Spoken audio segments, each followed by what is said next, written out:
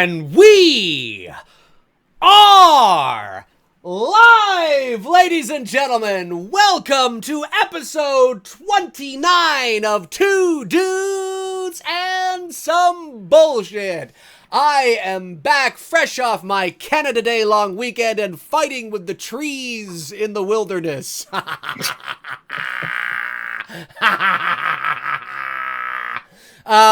Tony Michael, how the hell are you, buddy?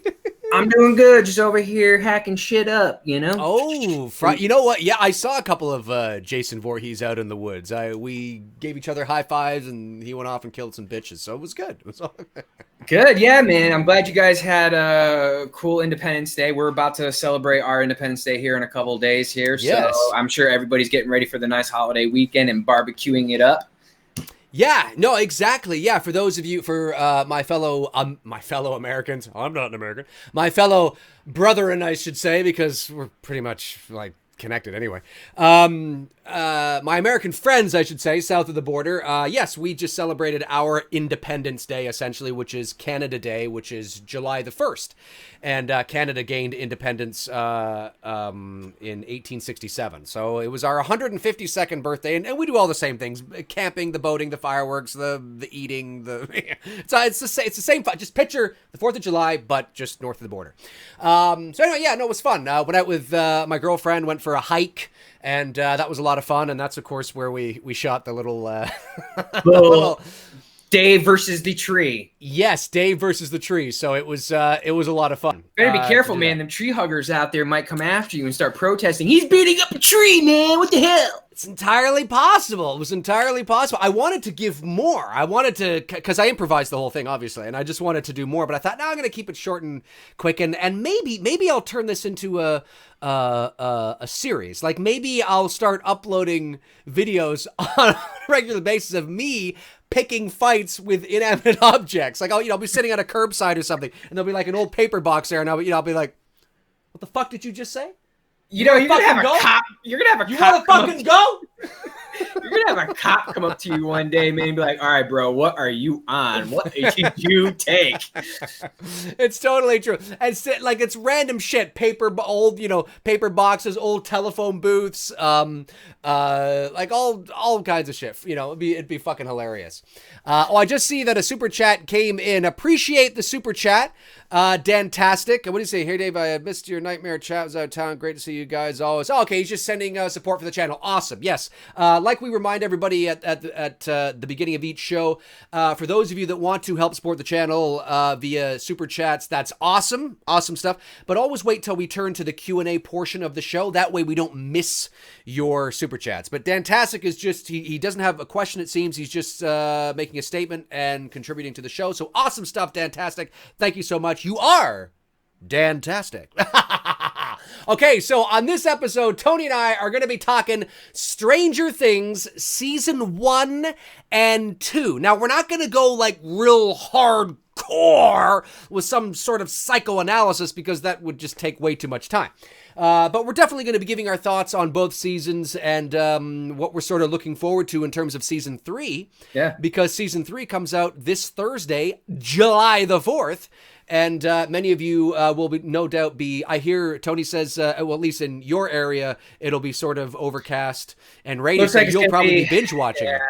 It sounds like Georgia, at least my area of Georgia anyways, is going to be washed out. Heavy rains from pretty much Thursday all the way through the weekend, which sucks. But if that turns out to be the case, Thursday, I've got no client shoot, so I'm pretty much going to be hunkered in and watching Stranger Things all day if the weather turns out to be the way it is, which is cool. I'm looking forward to it. As I told Dave before we went live, literally since the last time we did a stream together, I have watched Stranger Things Season 1 and 2 every day because, like you said, for us, if we were to like dive knee deep into this, there are 17 episodes, that are, hour long, episodes. To try to do that in a 2-hour, man, that would have been a lot. So I was trying to watch as much as I can so that I, could recall on things. And I just forgot just how well the Duffer Brothers wrote this, but not only that, how well the set designers executed the mood and atmosphere, as Dave would say, and the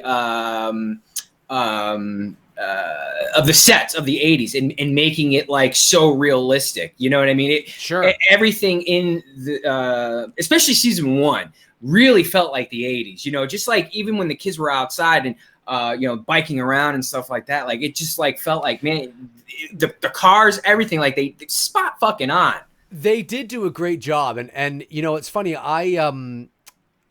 When Stranger Things was released, I think it was in the summer of 2016, and I was a little late to the party because I didn't watch it until that fall, until about October. I think it was released in July or August of 2016, and it wasn't until the fall when I actually finally got around to watching it, because I got to be honest with you, I'm not a big TV watcher per se. I don't watch a lot of shows, so but I heard a lot of good things, and people were saying, Dave, you got to watch this Stranger Things. Dave, you got to watch this, you know, Stranger Things.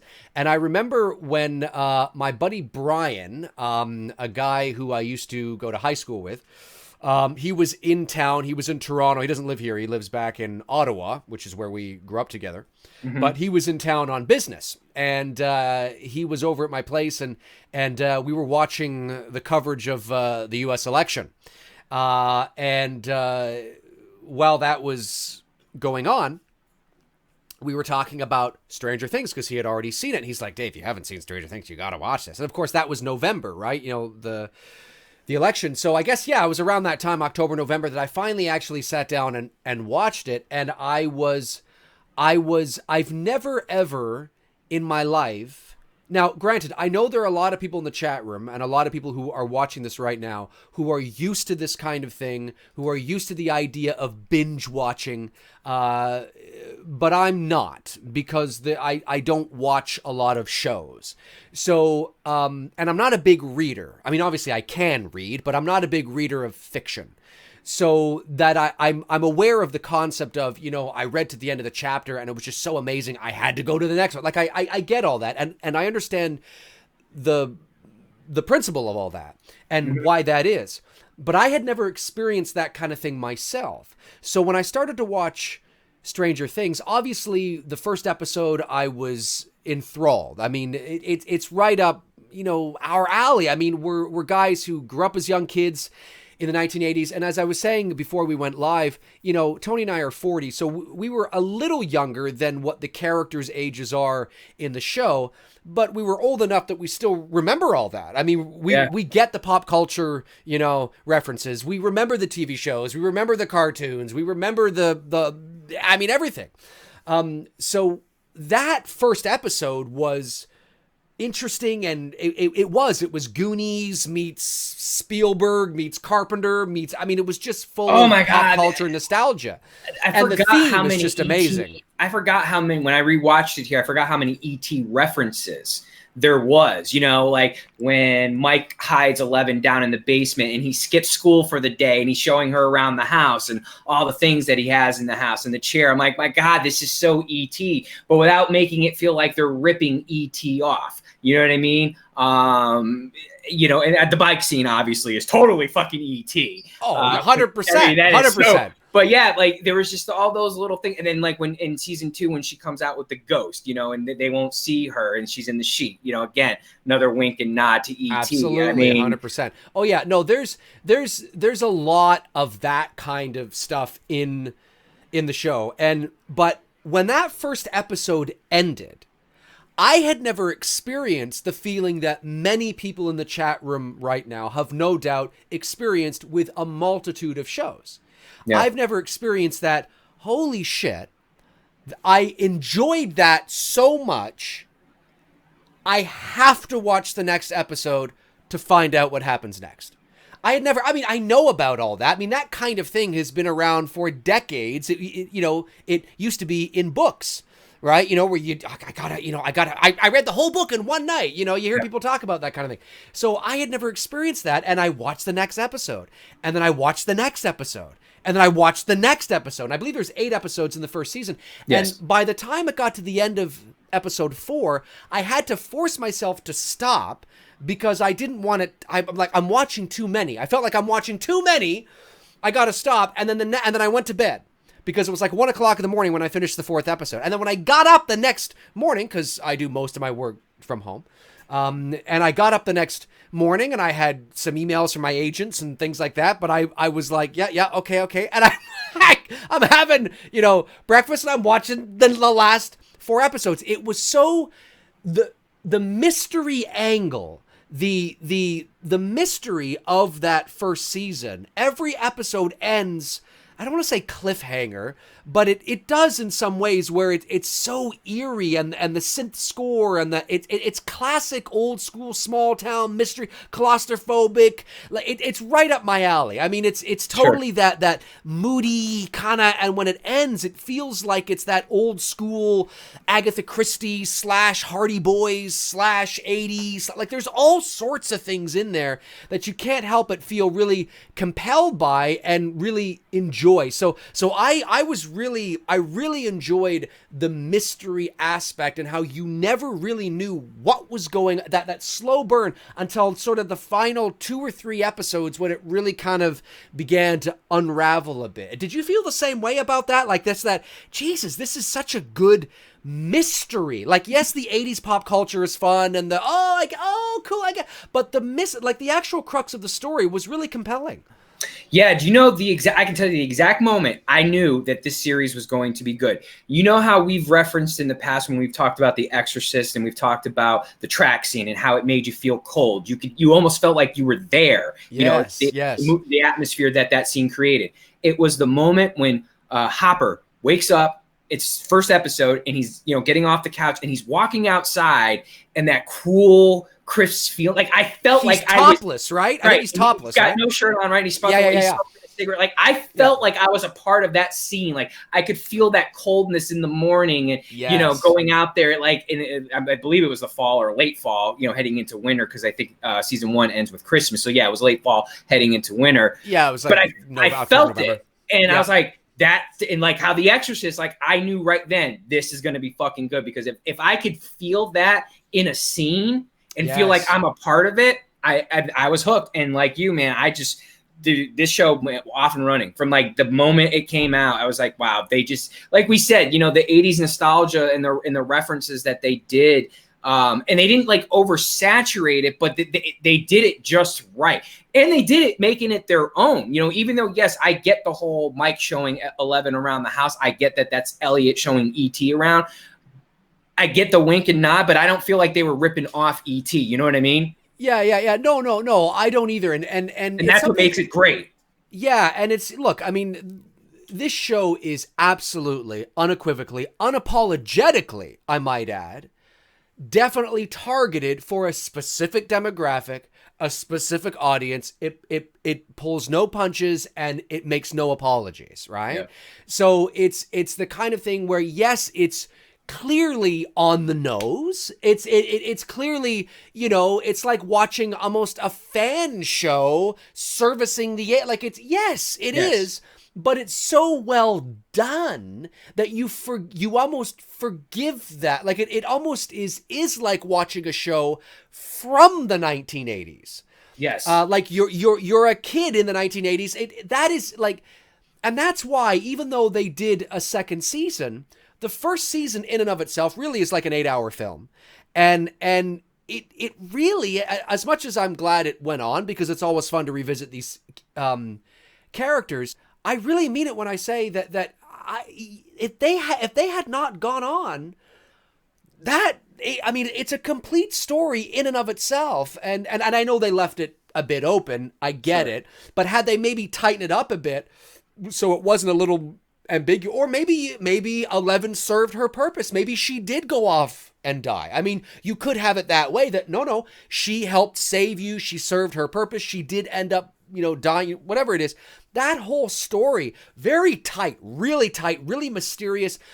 For me, when I knew it was special, for me, not necessarily special for you or to anybody else, but when I was like, oh, first episode as well, Hopper's truck is like Chief Brody's truck from Jaws. Yeah. And he's riding around there and just watching, Winona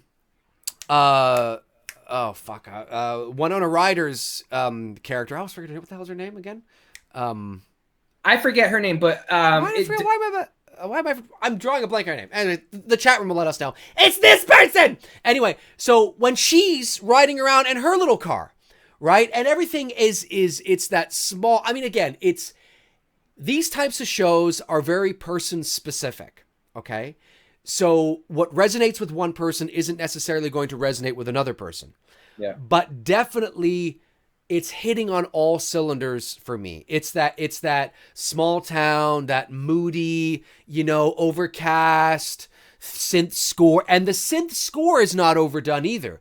It's there to complement at the right moments, at the right time, sort of in the background. It's really well done. It's really well done. Oh yeah, and then of course we all grew up in a town like this, and me and my buddies, I remember when we were kids, we always had that one building in town that we would ride past our bikes, and the stories would always get embellished on the stuff that would happen there. Oh, they're doing this, they're doing, that one mystery building in town, and I love that they did that with Hawkins Lab, because Hawkins Lab. Joyce, sorry, that's her name, Joyce.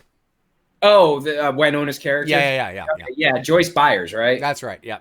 Anyway, sorry, go on. No, I was just saying, I think every person can relate to that, growing up in your towns, unless you grew up in a city. But if you grew up in a small town like I did, you always had that one mysterious building that you would ride past. And like I said, you would embellish stories like, oh, no, this happened there. And then as each time you ride past it, something new always would happen. And the stories would always get, further out there. So I liked how they did that with Hawkins Lab, and how Hawkins Lab was that mystery building, and what goes on there and all that stuff. So, because everybody can relate to that. Yeah. Oh, absolutely. It was great. I mean, it was, and it's like at the end of the day, it's a kids show.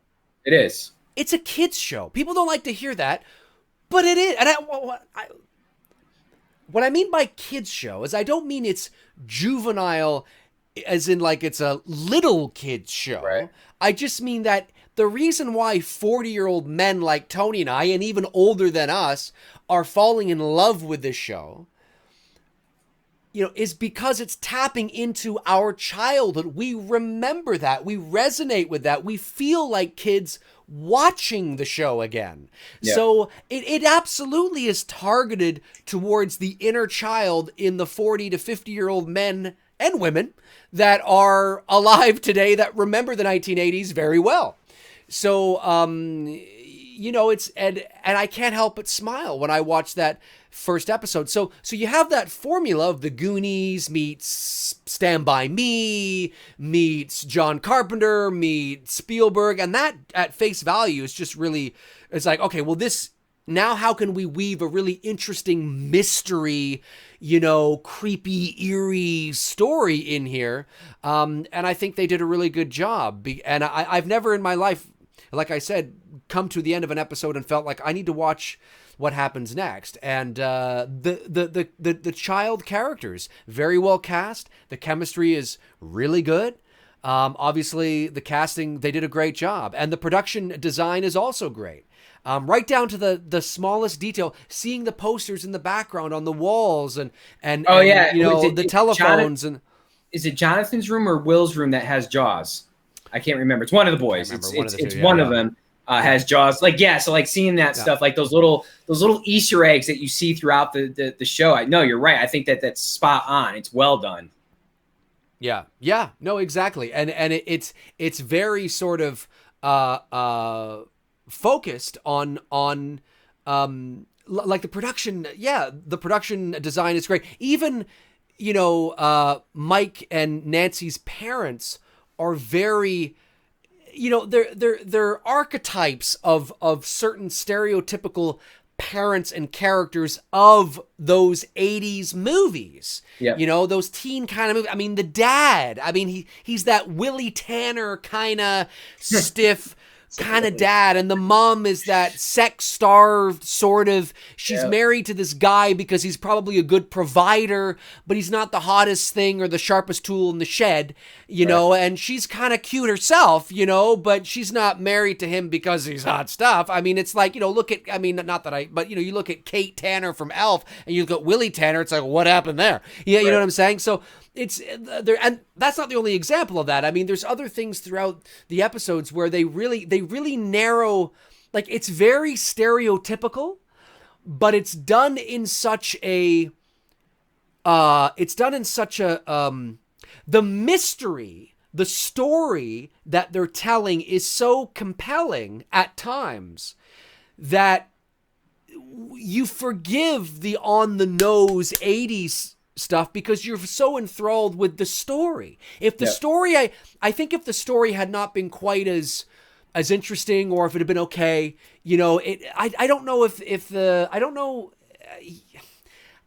I don't know. It might have been a little sort of cheesy, but I think the 80s, what could be perceived as cheese, we totally buy into because the mystery's so compelling.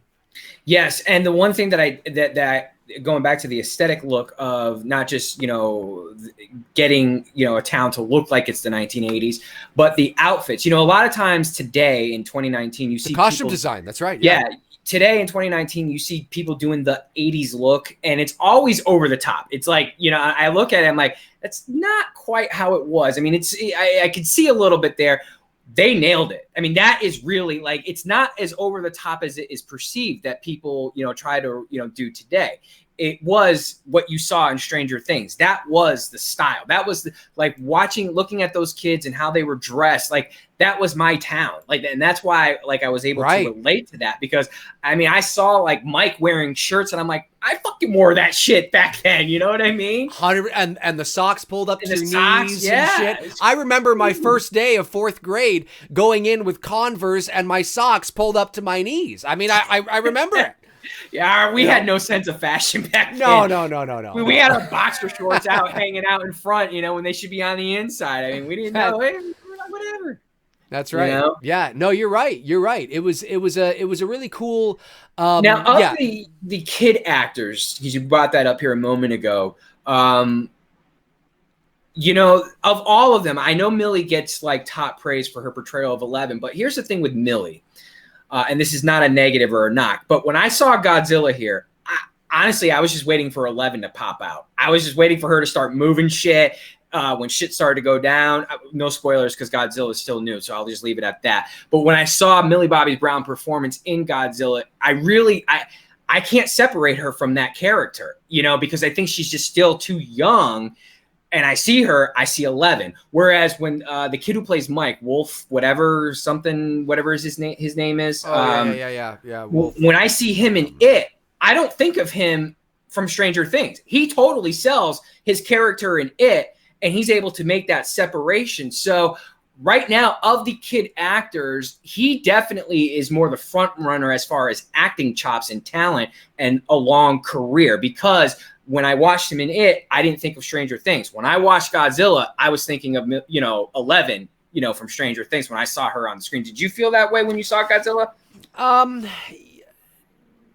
Not entirely, but you get what I'm saying? I absolutely get what you're saying, and I think look, I mean, to make the transition from child actor to adult actor is not easy. It's an overuse cliche, but we certainly know that. I mean, you know, obviously, we're old enough to remember, as a lot of people here are, you know, Elijah Wood and Macaulay Culkin, and of course, in the early part of the 2000s, Dakota Fanning. And now, if you had looking at Dakota Fanning in 2003, 4, 5, 6, like in that area, she was, I mean, brilliant, and believable, and far beyond extraordinarily talented. And now she's still working, but you looked at her and you thought, you know, I remember people were saying the same. Now, she was a bit younger than Millie Bobby Brown when she first came onto the scene. When she first hit sort of the mainstream. Millie Bobby Brown was young as well, but people said the same thing about Dakota Fanning. Oh, I mean, she's so talented. She's gonna win an Oscar one day. She's gonna be like this, that, and the other, and blah blah blah. And, oh yeah, when Stranger Things came out and everyone was talking about Millie Bobby Brown, all of a sudden I kept hearing Julie Andrews comparison. I was like, whoa, back that card up. I mean, you're talking about a legend. Okay, I'm not saying Millie Bobby Brown can't act, but when you start automatically putting her like she's the next Julie Andrews, You need to back that one up a little bit because, you're talking about Julie Andrews, Sound of Music, and what was her other big one? I'm drawing a blank on it. My God, what was Julie Andrews' other? Mary Poppins. Mary Poppins. Yeah. Sorry. Like I saw the face. I'm like, why am I drawing the name? Yeah. You know what I mean? So you're talking about a legendary actress here, Well, but and to automatically give Millie that type of cred, I was like you, I was like, we need to back that up a little bit. Yeah, and it comes down to it's just more of the transition is very difficult. And there's a variety of reasons for it, which should take too long to go into here. But when you look at the Stranger Things cast, the probability of all 4 of them, or 5 of them, or whatever it is, having big adult careers is very low. Only one of them, probably. One out of those 5. One, maybe 2, maybe. Yeah. And maybe all 4 or 5, maybe it will happen. Right? I mean, it's not exact science, but we're talking about probability. So yes, Millie Bobby Brown, certainly she's talented.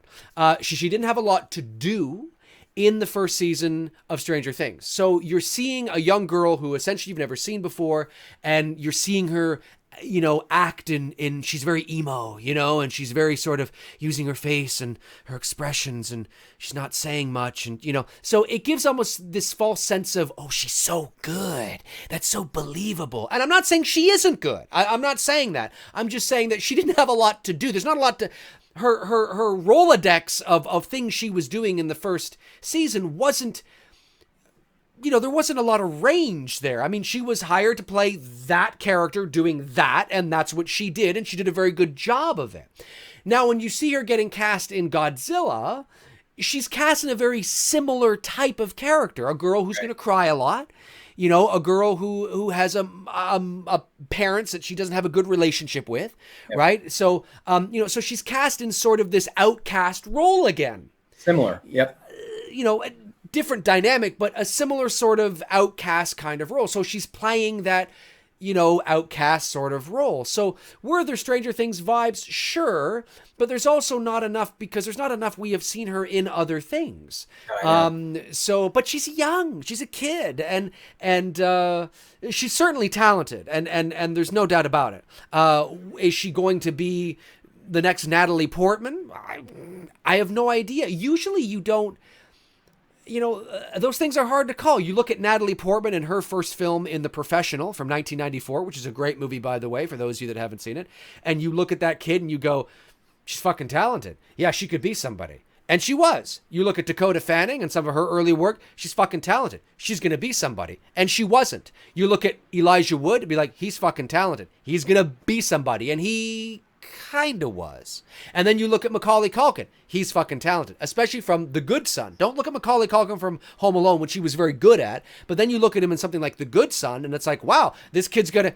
And he wasn't. And there's a variety of reasons for that. Parents play a big role, who the kids are surrounded by, who their agents and managers are, how they're, we know that Macaulay Culkin had fucking shit parents.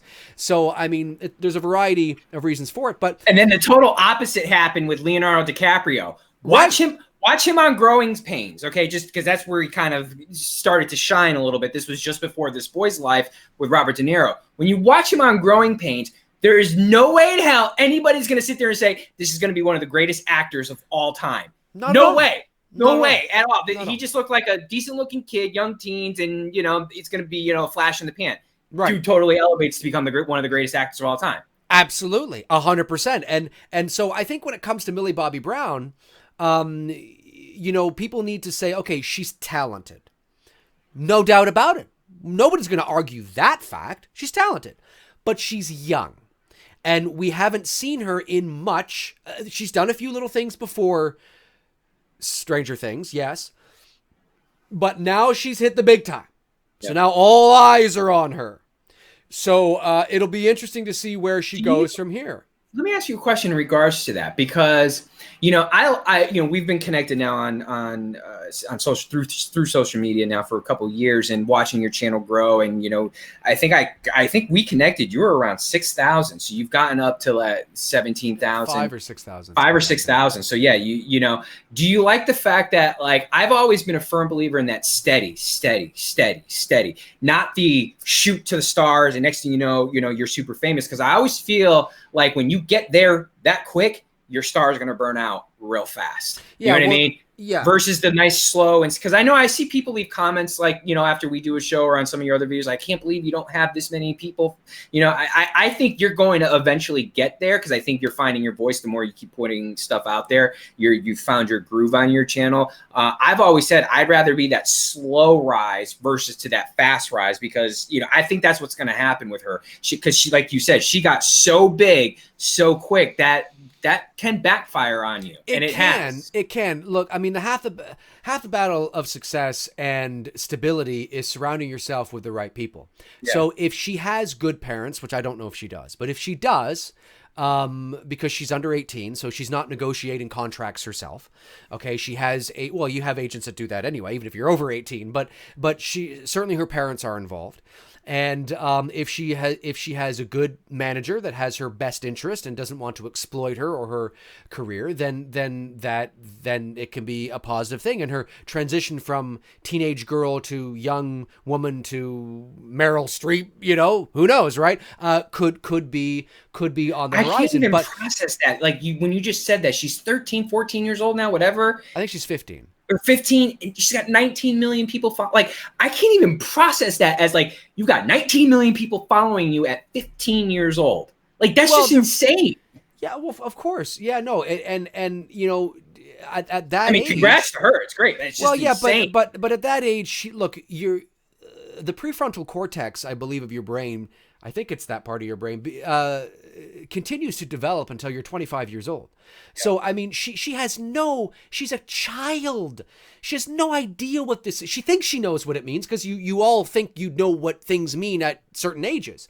But by the time she's our age, she's going to look back and, the whole world's going to be a completely different place, but she's going to look back and then go, I don't even know what the fuck I was doing.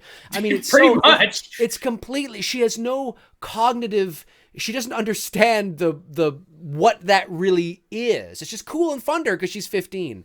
So anyway, not to digress too much here, but I think she's talented, and I think if she has a good management team behind her and good parents, then she may be successful. But talent alone does, especially as a child actor, does not necessarily mean you're going to become a great adult actor, because look at Elijah Wood, look at Macaulay Culkin, and look at Dakota Fanning. I mean, arguably 3 extraordinarily talented young actors that really went nowhere. You could look at the Goonies in 1985, and you could say that each one of those kids was very talented, very believable. And and you could say that Corey Feldman was the most successful out of them all, and that's not saying much. No, what's his name now? Who played Brandon? Brand. Oh yeah, but he was already 20 or 18 or something at that time. He's 17, because I saw him in an interview here with Fallon not too long ago, and he talked about he was 17. What the hell's his name? He's Thanos. Josh Brolin. Yeah, I think. But he also had yes, and he also had a very famous father too. So his dad is it James Brolin? Is his dad James Brolin? Is it James Brolin? Look that up. I don't know. But yeah, I know what you're saying. Corey Feldman, he was probably one of the first ones off the Goonies to have that James kind Brolin. of that instant success. He definitely had a good run in the 80s, and then kind of tapered off in the 90s, and that was it. Then he had the 2 Corys and. Well, but that's not we're talking. I mean, that's not. I mean, Brolin, he's had a great career. He's got a great career. Oh, sure, he does. Yeah. So in terms of my favorite character, I don't know if I have a favorite character.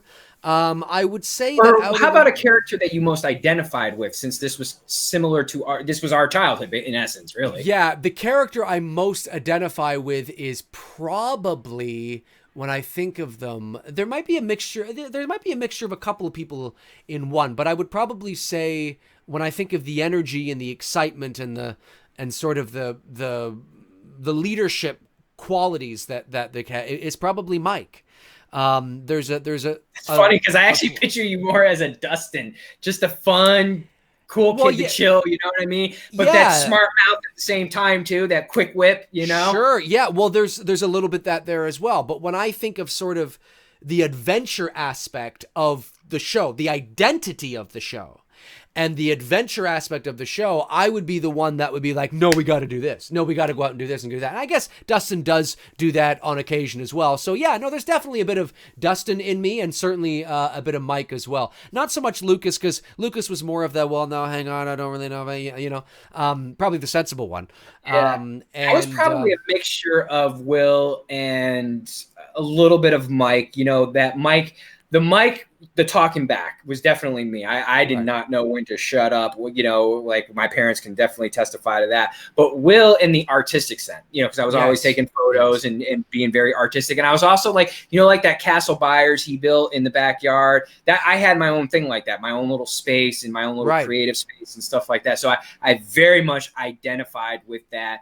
Having very few selective friends. You know, I mean, I was a somewhat sociable person, but then I was also introverted at the same time, you know, so I could definitely see myself more the Will with a little bit of Mike in the talking back sense. Yeah. I think I think some of the characters are very well defined. That they almost have a distinct, you know, archetypal sort of stereotype, I should say, in terms of you kind of kill 5 birds with one stone, all the personalities of kids growing up at that time, you know, so everybody can identify with somebody, and sometimes you can identify with a couple at the same time because there's a little bit of column A, a little bit of column B.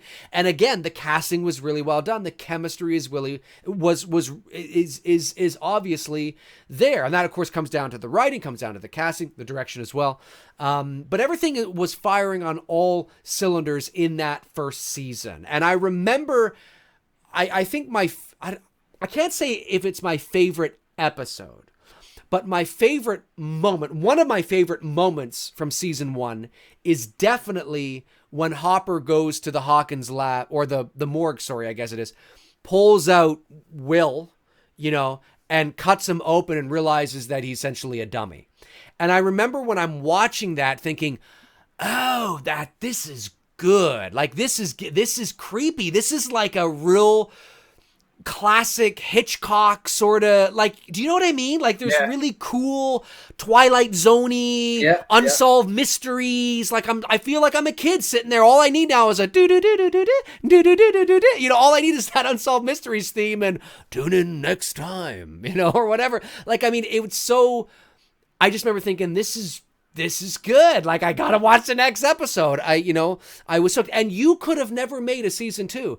And those 8 episodes would have been a real tight sort of, almost like it's a mini series of just like a story that was just so cool. Yeah. Like you didn't have to go on. I mean, I understand why they did, of course. And I understand they, you know, left it open to do so, but that first season is still my favorite. I like it more than the second season, and I think all the things they utilize in that first season, the charm of the kids, the believability, the acting is I believe the kids. Yeah. You know, and as they say, I mean, the 2 toughest things to work with in Hollywood are kids and animals, and there's no doubt that we're seeing the end product of the kids being brilliant in their roles. But like working with kids, there would have been a lot of shenanigans, a lot of, okay, guys, calm down. Guys, come on. Because they're kids. They're going to be making jokes, cracking up, you know, so there's no doubt there's a shitload of outtakes, a shitload of stops and starts. And okay, all right, can you calm down? Okay, where's Millie Bobby Brown? Okay, come on, can you come? Okay, come on, kids, come on. Like, there would have been a lot of that because they're like 12-year-old kids, right? We're seeing the end result where it's like, wow, these kids are fucking amazing. It's like, yeah, they are, when we finally get the good take, you know? So it's no doubt that would have been an exhaustive but very rewarding thing to be a part of, because they're exceptionally talented and they did a great job. The Steve character in season 1 I thought was interesting. He had a nice sort of arc. But I liked his arc. When my girlfriend and I when she watched season 1 with me, she thought that the Steve arc was a little, she could see it coming, and it was a little like, oh, but he has an arc, and because of that arc, he became one of the more interesting characters of season 1 for me because of the change. Now, okay, you have to take it with a grain of salt. The change happens very quickly, and why is everybody forgiving? What he did was awful. Why are we forgiving him so easily, right? But it's a show. It's a show. So, but I like his arc, and he became interesting because what would have ordinarily could very easily have been an expendable character like Barb was suddenly quite interesting. How do you feel about believe me, Steve, I think Steve got his, Steve got his ass whooped in both seasons, okay? Got his ass whooped by Jonathan, and he got his ass whooped by Billy in season 2. So I think Stranger Things season 3 needs to be called Stranger Things season 3, The Revenge of Steve. But he needs some redemption, man, because like I said, he's gotten his ass whooped. And someone said they could see me playing the Billy type too cool for school character. Believe me, I was so opposite of that. I was the book guy, did good, quiet, like I said, very introvert, had, selected friends. I was like, I wish I could claim Billy coolness, but I was way on the opposite side of that shit. But Steve's arc, I think because of the fact that Jonathan whoops his ass in season 1, straight up just basically stone cold the shit out of him. I did. I think that's part of the fact that, all right, he got his ass whooped. Now he's got to kind of, redeem himself here, coming back to save Jonathan and Nancy from the Demogorgon certainly helps out the arc and, the forgiving factor. By the way, do we think it's coincidence that Nancy is the character that is setting up the booby traps to trap the monster? Wink, wink, Nightmare on Elm Street. Nancy setting up the traps to catch Freddy in the house. Immediately, I thought of that. Like, is this another nod to the 80s, which, Nightmare on Elm Street it's Freddy is the 80s. Absolutely. Did you think that at all when she was setting up the traps for the Demogorgon? I did not think that. I didn't even think of Nancy Thompson when I found out this character's name was Nancy. Okay. I didn't think that at all. I think because maybe if there was another reference to the film, like maybe if she had a Freddy poster in her room or something, or maybe if there was a one night she was watching TV and the movie came on or something like that, maybe I would have thought that. But Nancy, there are names that we grew up with, Dave, Tony, Greg, Mike, Will, Bob, Bob, Neil, that's right, Steve, Neil, Steven, all those sort of, a lot of them biblical names as well, but John, Jonathan, right? Those names were just popular back then. I think of kids growing up in the 80s, my friends were all, those were the names. Now you get names like, Brandon and Colton and Colson and Jaden, and you get more, like David is not on the list of popular names and hasn't been in probably 30 years. So I think Nancy was, Nancy, Jennifer, Jenny, Lisa, I think those were just Julie. Those were just names. The one that gets Barb. Barbara. Yeah, that's not a common name. No, but I remember a Barbara in elementary school. Now that was a little older of a name even then, but these were just names and products of the time. Yep. So I don't know if Nancy necessarily was a reference to Nancy Thompson, because Nancy, that's just a name that you would have had. That just was it, right? Unless there were other things, but Nancy was an interesting character. Barb, of course, justice for Barb. That was an interesting character. It was a lot of the sub drama and the sexual tension between her and Jonathan, and of course that carries over into season 2. It's there. It's. I don't particularly find. Is it me, or is it weird? Like their romance is just they don't look. They're not selling their romance very well. Like they don't look like they should be a couple. They look like they could be friends. but I'm just not buying Nancy and Jonathan as a couple. I don't mind her, with Steve and whatnot. She looks more natural with Steve than she does with Jonathan. It's really awkward with Jonathan. Well, yeah, I think where they connect, the characters connect, and what the writers were going for is that when you look at Steve, she's drawn to Steve because he has the confidence that she does not possess. Mm-hmm. So he has that extroverted confidence. Often we are attracted to qualities in people that now we don't necessarily think of this consciously. This is all subconscious, but we are often attracted to people that possess qualities that we find endearing because we wish we could have those types of qualities. We are attracted to confidence and especially if you're more nerdy or introverted. So, but when you look at Jonathan, he matches up more personality-wise with Nancy because they're both introverted, they're both more, nerdier, they're both quieter. So I think she's attracted to Steve, but she's attracted to Jonathan. Really, I guess she's really only attracted to Jonathan because she saw Steve and his bully of friends making fun of him.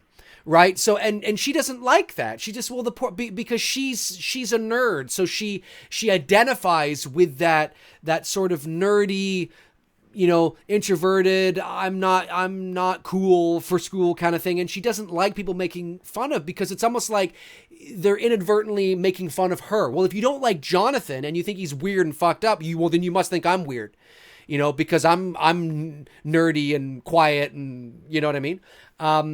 So I think she begins to resonate with him a bit more on that sort of a level and finds sort of an attraction. But whether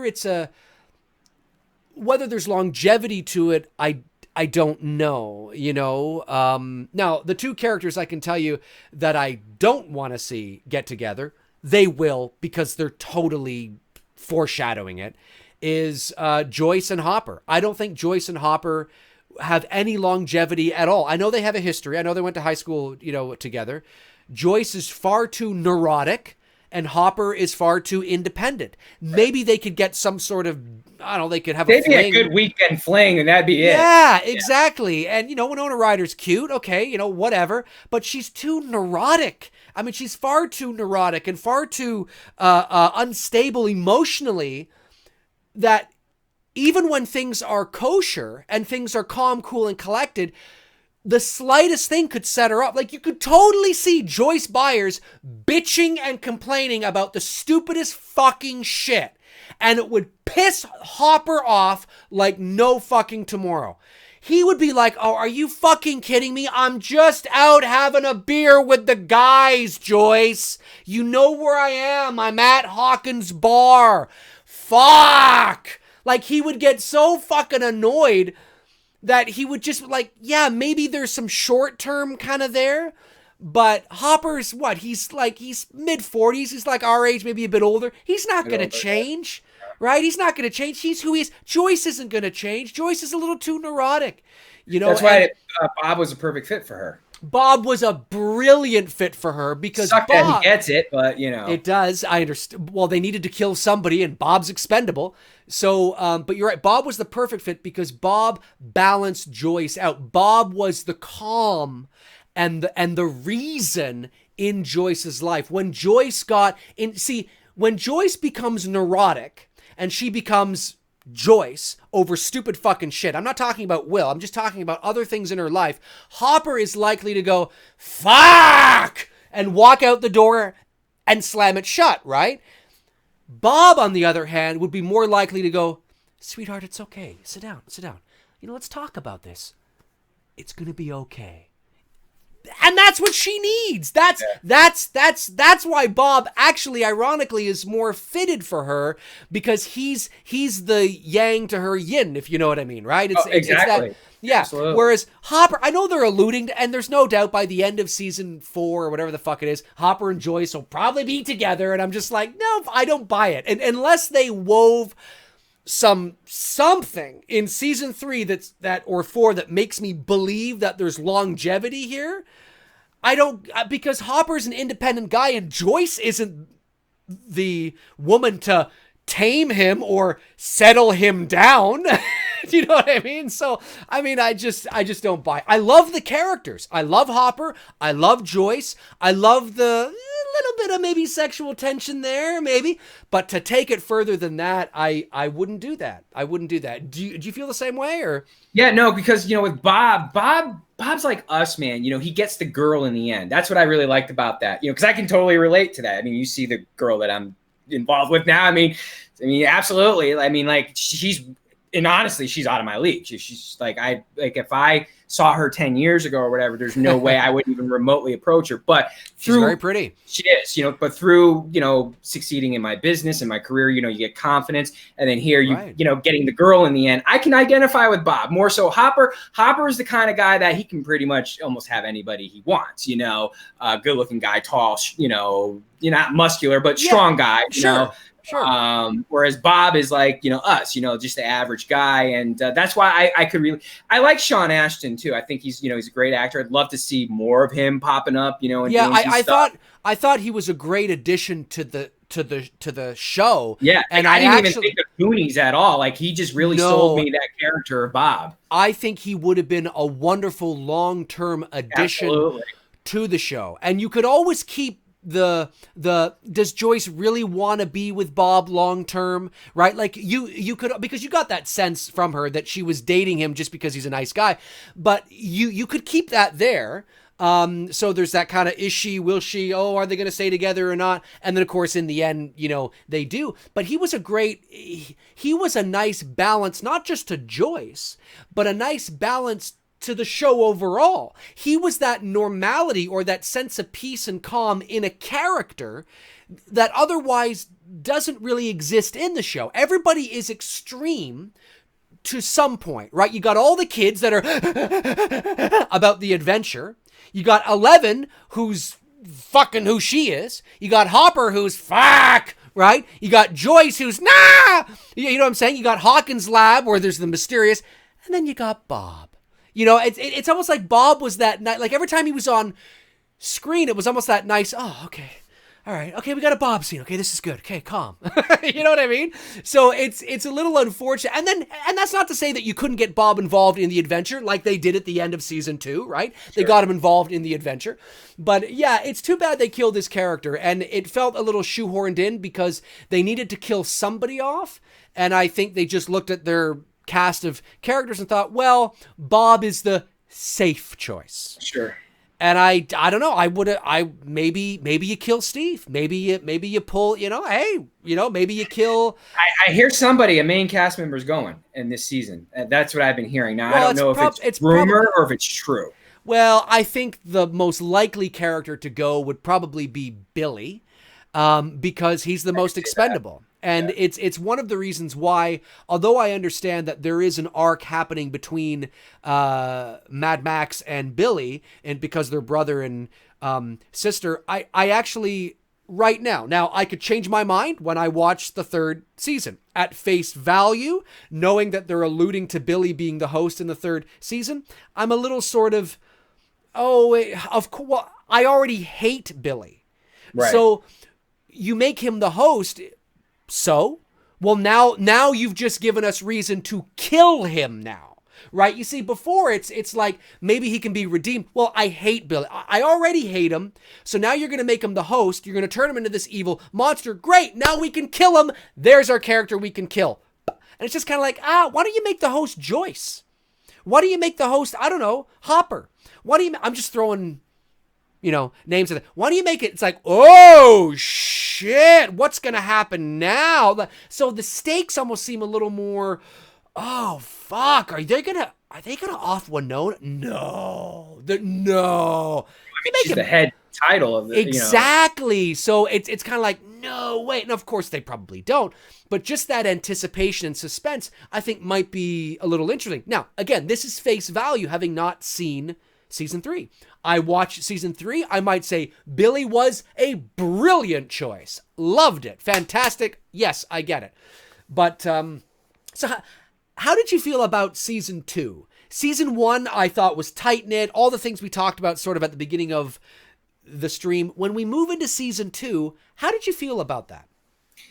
It's funny that you say that because in typical anything, well, mostly horror genre, but typical sequels tend to always, they don't get better.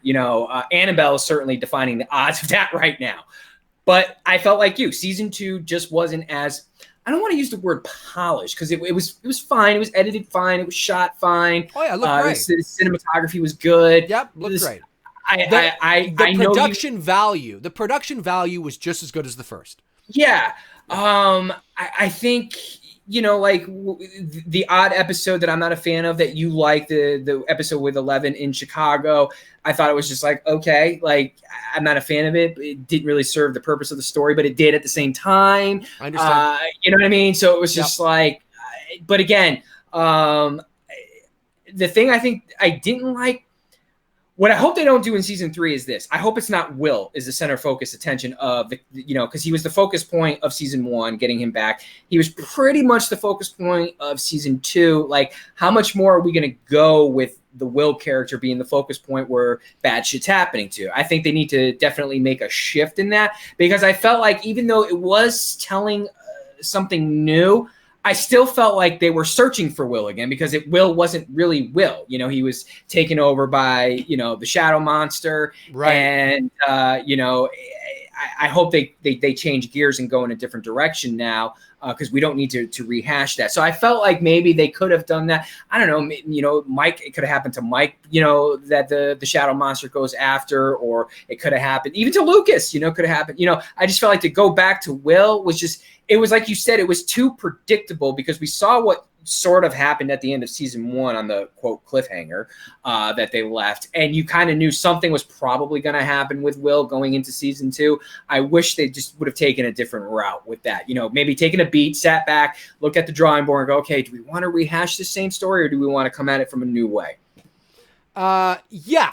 I totally agree. I think season 2 for me was, I loved season 1. I rewatched season 1, loved it just as much the first time that I watched it. Season 2, again, I like season 2, but I don't love season 2. And it felt there was like a lot of retread that was going on. And I don't think that's incorrect, because I think a lot of people sort of felt that way, and even the Duffer Brothers, as they call themselves, have said that. They said that when they were moving into season 3, they wanted to sort of change gears and move away from Will a bit, right? Because they knew that they've sort of milked that cow dry, as the saying goes. So it's kind of like I enjoyed season 2, but it felt a little redundant and a little repetitive. I did like but of course there's enough newness there that makes things interesting. It keeps you watching episodes. But I found that, unlike season 1, if at the beginning of the show, I said that I had never experienced watching a show, not that I watch a lot of shows either, to be fair, that is a little point I need to make, but when I watched every episode of the first season, the very first time, I felt that compulsion, that I felt compelled to watch the next episode. I didn't really feel that with season 2. I felt that with season 2 at the end of some of the episodes, but there were a couple of the episodes where I felt content, and that I could just turn it off, go have some dinner, go for a run, work out, whatever, come back a couple of days later. Like, I didn't feel that I did in the first season. And I don't know. I think it was because it felt like the story that felt complete in the first season was dragging on maybe a little unnecessarily, because the second season they were utilizing a lot of the same things. Oh, it really didn't end. Will isn't actually okay. I think that's why my favorite scenes were really with 11 in Hopper's house in the woods. My favorite episode, or one of my favorite episodes, an episode that I quite liked, was one that was your least favorite. And to be fair, a lot of people didn't like that episode, the one where she goes to Chicago. And I'm not saying that it's amazing, but I found it interesting because it felt like it was new and we were progressing the story in a direction that, oh shit, so that's what the 11 means. The 11 is not just because the number 11 is very symbolic in and of itself, but then you realize, oh, it's not just a stamp because the number has meaning, or no, she's number 11 in line with other kids. So there's presumably a 10, 9, 8, 7, 6, 5, 4, 3, 2, and 1. Which I'm sure we might see a few of those this season. Right. So so that was kind of cool when you found it. Now, we knew that they were going to allude to that at the very beginning of the first episode of season 2 anyway, but we never saw her again. So by the time, so it's like, well, what the hell was that? They set this up, and then like 6, 7 episodes in, we still don't have anything to do with that chick. And then finally we get it. And I felt like, oh, this is interesting. But at the same time, I understand why people felt a little disjointed, because you end the episode right before that on arguably one of the best cliffhangers of the second season, and then you pull away from that and you go over here only to come back to it in the next episode. So it felt a little anticlimactic, I think, for some people, and I totally get that. But for me, I was interested to see where this could go, and the fact that that there were others like her, and that they went to that guy's house who was responsible with basically killing her mom for all intents and purposes, to basically, deactivating her brain essentially, right? So I really enjoyed all that sort of meat, that sort of meat to the narrative that is helping progress things a bit further. Unfortunately, I think that was, what was that, episode 6 or 7? 7. So there were only 2 episodes after that. So they set all this up, and then you come back to Hawkins, they wrap everything up. So I'm still very curious to see if what they set up in that 7th episode will have meaning in season 3, because it should. Because if it doesn't, if they never go back to that, then it's just like, so you set this up at the beginning of episode 1 in season 2. You have a whole episode about this in season in episode 7, but that was just to tell us that there's more out there. Like, I want to see more of that chick. I want to see, she was pissed when 11 didn't kill that guy. So it's like, are there other people? Like, what the fuck? But at the same time, I also don't want them to get too big, because I don't want them to lose that small town feel. It's tricky. I don't know. Do you see it kind of the same way, or how do you feel about that? No, that's exactly, everything you said is right on the money. With regards to season 2, and, they've got to, I don't want to say answer. Oh yeah, they can't hear me. You got to make me bigger. I did. Oh, okay. He did. There you go. Oh, yeah. I forgot about that. They couldn't hear me when I was small. So when I was responding to you, it was silent. Oh, wait a second. They can't hear you when you're small. They should be able to hear you. That's very strange. Thanks for letting us know that. Yeah, because in previous episodes, I've had you small, and they can hear. If you go back and watch, you can hear us fine. Okay, well, thank you for letting us know. I will keep it here for now then. I didn't realize that. Well, I guess there was a lot of things. Okay, anyway, good to know. Very strange. All right, go on.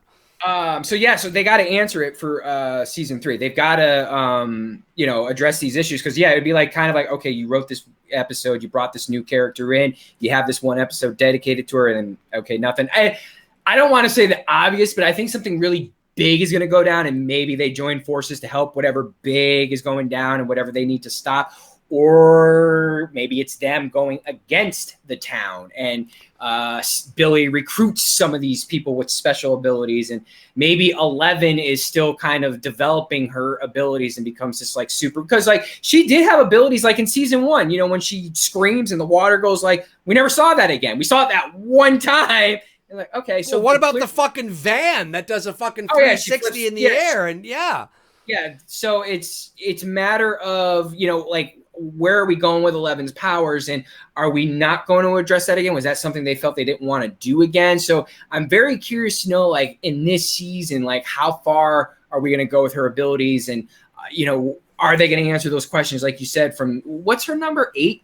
The other 8. girl, yeah, 8. Yeah. What are we going to do with her? Is she still out there, or is she weird if you don't answer that question? Yeah, because it's like. I believe anyway, the end of season 2 doesn't even, like, they do, we don't ever see her, or she's never even alluded to again after that 7th episode. So was the beginning of season 2 just setting up the 7th episode, and then her story was wrapped up in the 7th episode? What the fuck was the point of that? Just to tell us there's more out there? Yeah. I think you could have done that in another way. You could have done that at Hawkins' lab through a fucking memo. I mean, we didn't need to see that, you know? So, yeah, I don't know. It's interesting. I like season 2. I mean, it's always cool to revisit these characters, and it's always great to see the narrative progress and expand further.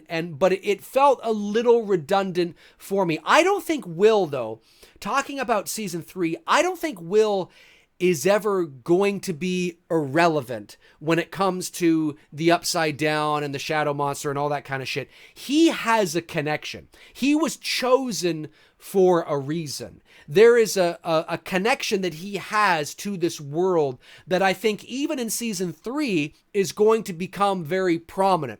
I don't think the series is necessary, like the whole narrative, the story is going to be about Will, but I think he's going to be, because he has that connection, he's going to be able to be utilized somehow, like how 11 is in certain situations. Now, I am not saying that he has telekinesis or he's psychic or he has powers. That's not what I'm saying. I'm just saying there are certain things he might be able to tap into or do, or knowledge that comes to him, or something. There's something.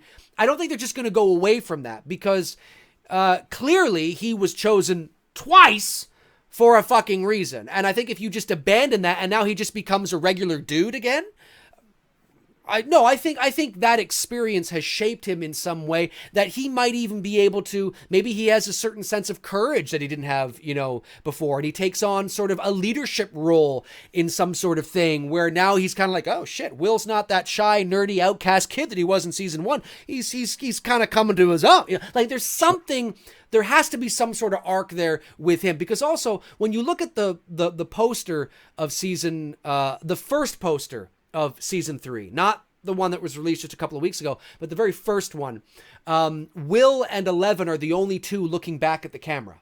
Yeah. Right? So Will, is like this, and 11 is doing that as well. Everybody else is facing the other way, admiring the fireworks or looking at this, whatever it is. That tells you something. So you think that's your little hint, little clue to what's coming in season 3? Well, I think that just tells you that Will is... There's something about Will. Will has something. There's something about Will that is important again. It doesn't mean the story revolves around him. He goes missing. No, it doesn't mean that. But he's still an important factor in this series. He doesn't just have those two experiences and then just become one of the guys again. No. He's important. He might be the yin and yang to maybe there's something there, or I don't know, but there's going to be something that is utilized with him, I think, and definitely I want to see. Season 3, I think they know that they've season 2 was similar to season 1 in a lot of respects. So I think we're going to see a lot of different things, and we're going to see a lot of growth in season 3 as well, because not only do we have to expand the narrative in terms of the story, you have to expand the characters relevant to their ages of where they're at. Right. They're 14 or 15 now. They're going to be thinking about sex, and they're going to be thinking about girls. The girls are going to be thinking about the boys, and the boys are going to be thinking about the girls, and who knows, maybe they'll be thinking about the same sex. You never know in this day and age. But all I'm saying is that, I'm being a little sarcastic, but what I mean is that those important things, when you're 15 years old, the most important thing in your world is somebody of the opposite sex. And that has to become a factor. We need to see those arcs. We need to see the teenagers being teenagers. I need to buy that they are still teenagers at the end of the day. And we see those arcs. The only thing, and then I'll let you talk here. I know I've been babbling. The last thing I want to say is I still find it interesting that, and I want to see how this plays out. I need to see how this plays out, is that season 1 took place in the fall of 83. Season 2 took place in the fall of 84. season 3 is taking place only like 7 or 8 months later in the summer of 85. Well, because of how much time has actually passed in the real world between shooting season 2 and season 3, it's like a year and a half, right? The kids are not like, when you look at the kids in season 3 and you look at how they looked in season 2, that's not a 6-month advancement in terms of their age. The kids look a lot older in season 3, and you're asking us to buy that only 8 months have passed. Right. And it's kind of like, whoa, these kids have had massive growth spurts. Like, Mike looks like, he doesn't even look like himself. He looks way different than he did in season 1 to season 2, you buy a year has gone by. Pretty much, yeah. But season 2 to 3, I'm supposed to buy that only like half a year has gone by? Like 6 months, essentially? It's going to be a tough sell. That doesn't mean I'm not going to buy it. If the writing's really good, the characters are always fun to, okay, I'll suspend my disbelief a little bit and just say that they all had the water in Hawkins just makes the kids grow like crazy. Okay, we'll just say that. So that's one thing that I find interesting. Another thing, last thing I hope they address in some sort of way is, we're expected to believe that everything that happened in season 1 and everything that happened in season 2 and everything that's about to happen in season 3 all happened within 18 months of each other. Holy fuck. Nobody's thought about moving out of the town? Like, I mean, that... Well, it's not easy to pick up and move, but yeah, no I get what you're saying. But you know what I'm saying. Anyway, so how do you feel about... I guess we're bouncing back and forth here, but any final thoughts on season 2 that you wanted to touch on, and season 3 in terms of what you hope to see and expect? I'm curious to see, is the Shadow Monster still alive? Is this still the main, antagonist in season 3? And like you said, I loved that first poster with Millie Bobby Brown, and I don't know the kid who plays Will's name, but they're looking back. I like you. I thought the same thing. I'm hoping that there's some new way of approaching it, but yeah, I think you're right. I think Will is obviously going to be like 11, kind of the anchor of the story, main story arcs to the Stranger Things series, mixed in with everybody else is going on, because you've got this whole new arc that was developing between Dustin and Steve in season 2 that I think you see in the previews of the trailers. You see that arc is continuing, that right. Friendship, that big brother to little brother friendship. So I think you're going to see a lot more of that.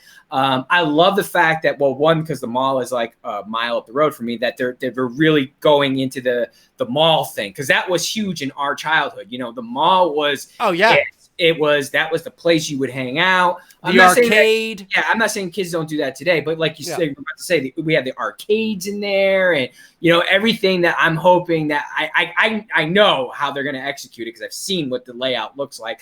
I'm hoping that they don't shortchange us on that. Like, it's not like just one episode that they're at the mall. That the mall maybe becomes somewhat the place in season 3, along with the carnival and the fireworks and all that shit that's happening that you see in the trailers. So that is one of my hope. I hope that that the mall is, like I said, it's a big part of this, and it's not just like a one and done episode. As far as anything else in season 2 that I can think of that's carrying now over to season 3, the Billy arc is somewhat obvious. Mad Max, I mean, I'm sure there's, I hope they don't, but they could get cheesy with this and get into a love triangle thing between Dustin, Lucas, and Mad Max. Since you could possibly see some teenage drama bullshit happening with those 3, which I hope they don't do. But I have a gut feeling that something like that is going to happen, because the key, you remember when Nancy said to Dustin at the dance, when you get older, girls are going to start paying attention to you. And he's getting older, and I'm wondering if they're going to try to create drama. Are they going to do this? And I really fucking hope they don't. Right. Yeah. No, I couldn't care less whether there was a love. I mean, not necessarily. I just want to see don't lose the teenage aspect of being a teenager. Right. So we still need to see them playing Nintendo. We still need to see them. And I understand that, you want to know there's just not enough time. The adventure is so big.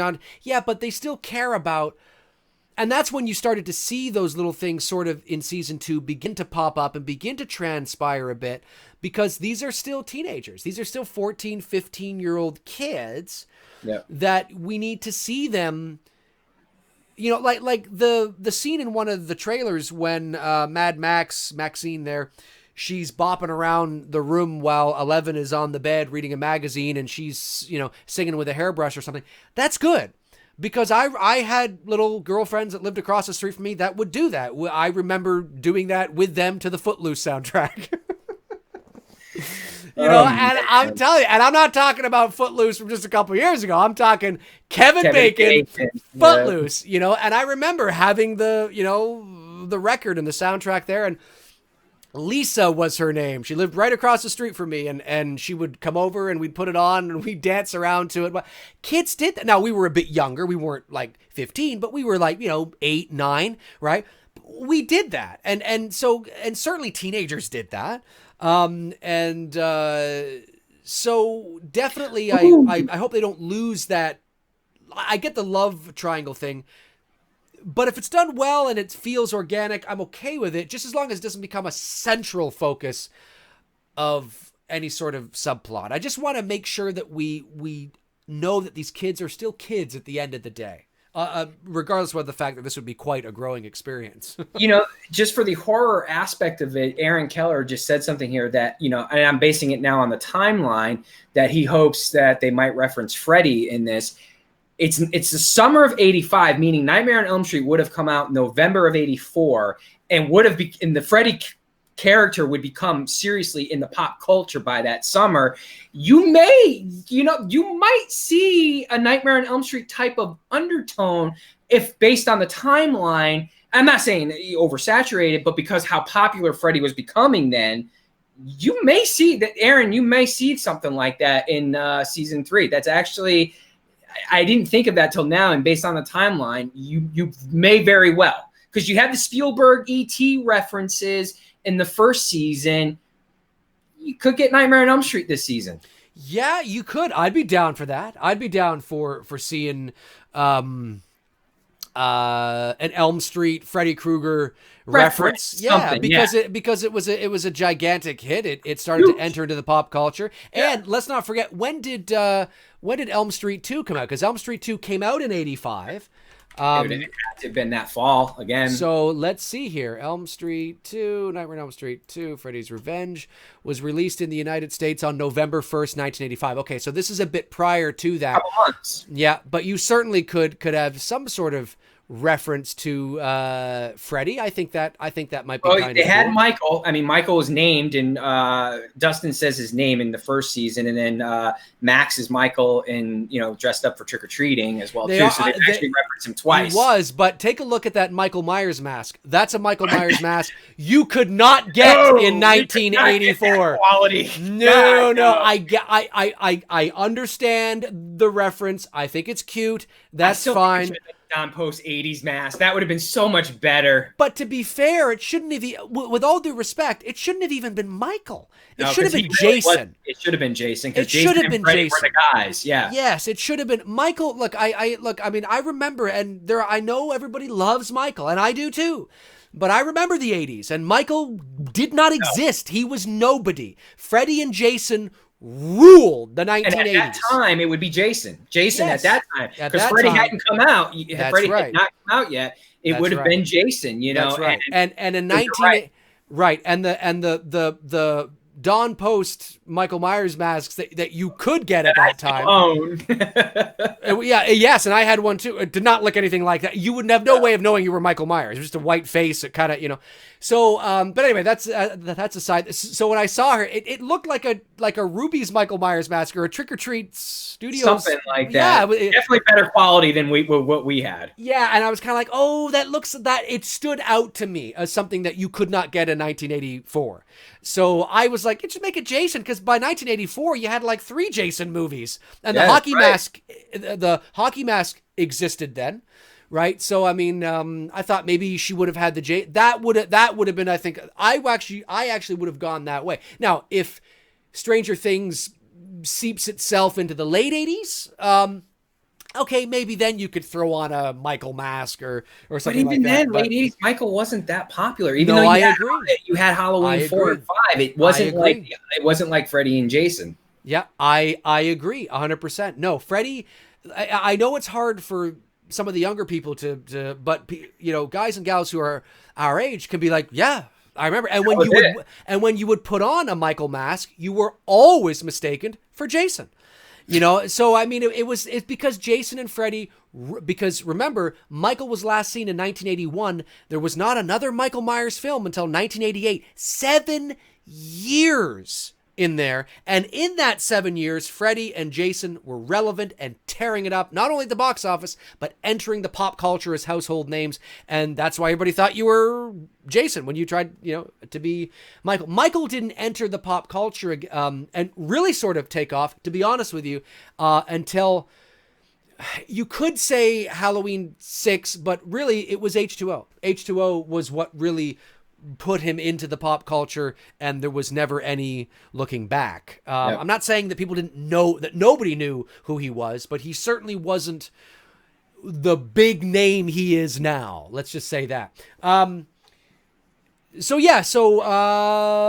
what else? Season 3. There's no doubt that Starcourt Mall is definitely going to play a huge role in this new series. And it also looks like there could be an epic showdown happening at some hospital as well, which I'm really curious about. Oh, is that what we've seen? I thought that looked like at the mall, but it's at the hospital? Well, there's no doubt a showdown that happens at the mall, but wasn't there like an epic sort of moment I think where you're right. Yeah. you saw like the emergency sign behind them or something? Yeah, Something like that.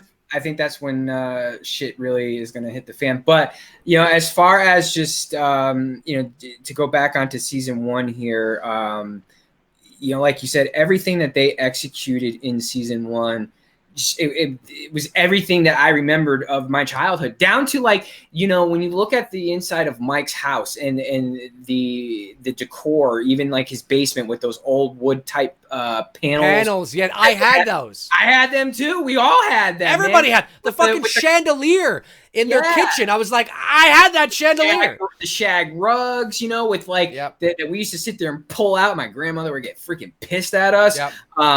Just everything about it. Now, I wasn't a Dungeons and Dragons player, so all that references was like way the fuck over my head. I had to Google a lot of that shit to know what they were talking about and a lot of the D&D references. Now I know through, the last couple of seasons and, looking up shit. I mean, I couldn't sit down and play a Dungeons and Dragons game, but at least I know enough to know like the references and what they're talking about.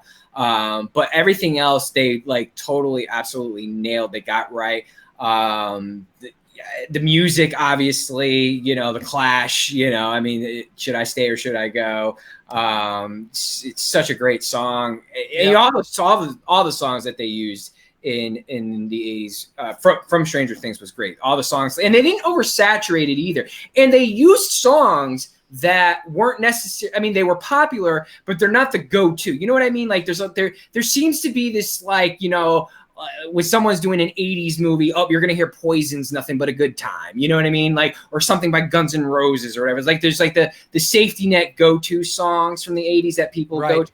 They tapped into songs that I was like, oh shit, they're tapping into some music here that, yes, it was popular in the 80s. And if you're an 80s music fan like myself, you know it, but it's not something that you see a lot featured in movies or television series. So I'm glad that they did that with Stranger Things. Yeah, I agree. And the 80s, the 80s music wasn't oversaturated.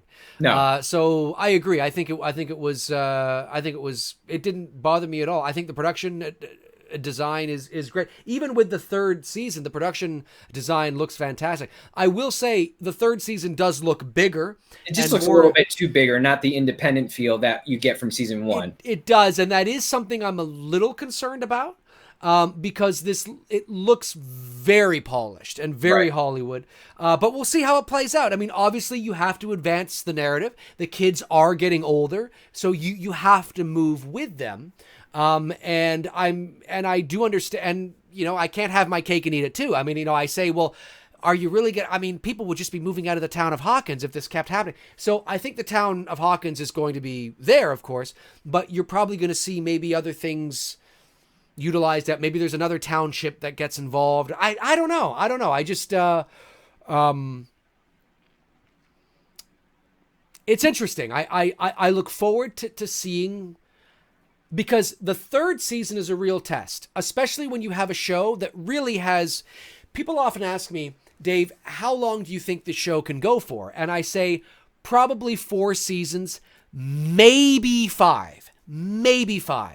But anybody who thinks this is going 8, 9 seasons, you're fooling yourselves, because the crux of Stranger Things, the identity of that show, is the childlike innocence of the adventure. That was the demographic. That's what they were targeting. That's who they were going after when they wanted, in the first season, and they wanted to tap into our inner child, right? That's what it's all about. You're not going to get a Beverly Hills 90210 Orange County fucking college Stranger Things, because the childlike innocence, the imagination and the wonderment of being a kid at that age leaves, because what becomes important to you is no longer riding your bikes and getting into shenanigans and going to the arcade and doing that kind of stuff. It's girls, it's thesis, it's university, it's degrees, it's all that kind of shit. And it's not to say that you couldn't make something that was surrounding that, but you're losing the identity of the show, and the kids are no longer cute. They're all 20 something now. So really it has a 4 to 5 season sort of shelf life. And I suspect the show will end, the entire show will end probably when we get to like the kids are graduating high school. Mm-hmm. and then they go to leave Hawkins to go their separate ways to become whatever they're going to become. Having their Stand By Me moment. See you later. Not if I see you first. Right. Exactly. And I think that's probably where it should end. Right. Yep. Because even Stand By Me, the identity of that movie is you can't do that with a bunch of 40-year-old men or even 25-year-old guys. And same with the Goonies. It's like, that's why it's like they say, oh, we're going to make a sequel to the Goonies. But what have they always said? It's going to be the Goonies and their kids. Of course, because you can't have a bunch of middle-aged fat guys running around. It's not interesting. Look, for guys like us, we'll go see it purely based on nostalgia, purely based on just seeing Sean Astin as Mikey again. But the movie's probably going to be dog shit.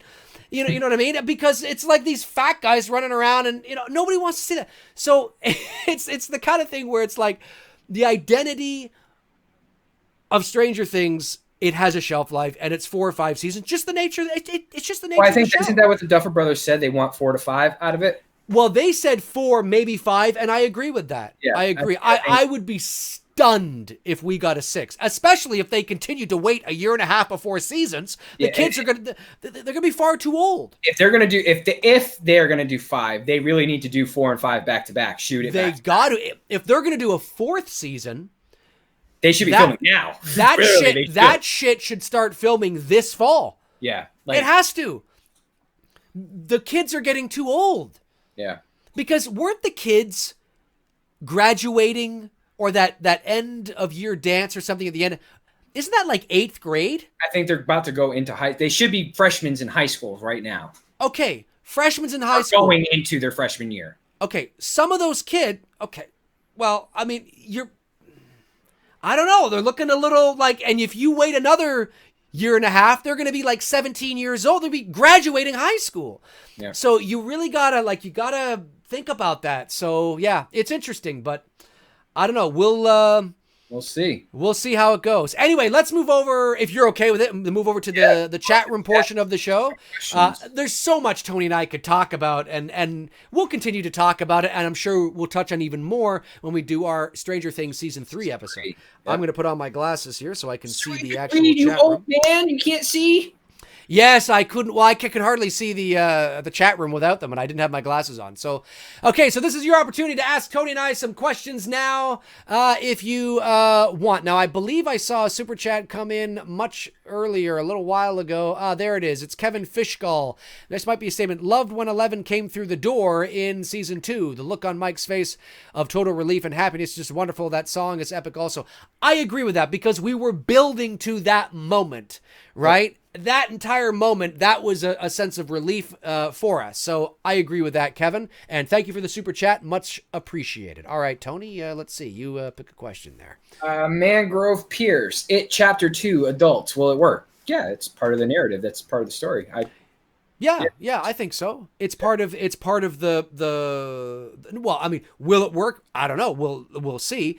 It works in the book because it's woven that way. We'll see. I'm looking forward to seeing it. We're gonna get something different here though with this chapter 2. My gut feeling tells me the kids are still going to be somewhat involved in flashback sequences, new scenes that we never saw before. So I think the kids are going to have some type of presence in this new chapter 2.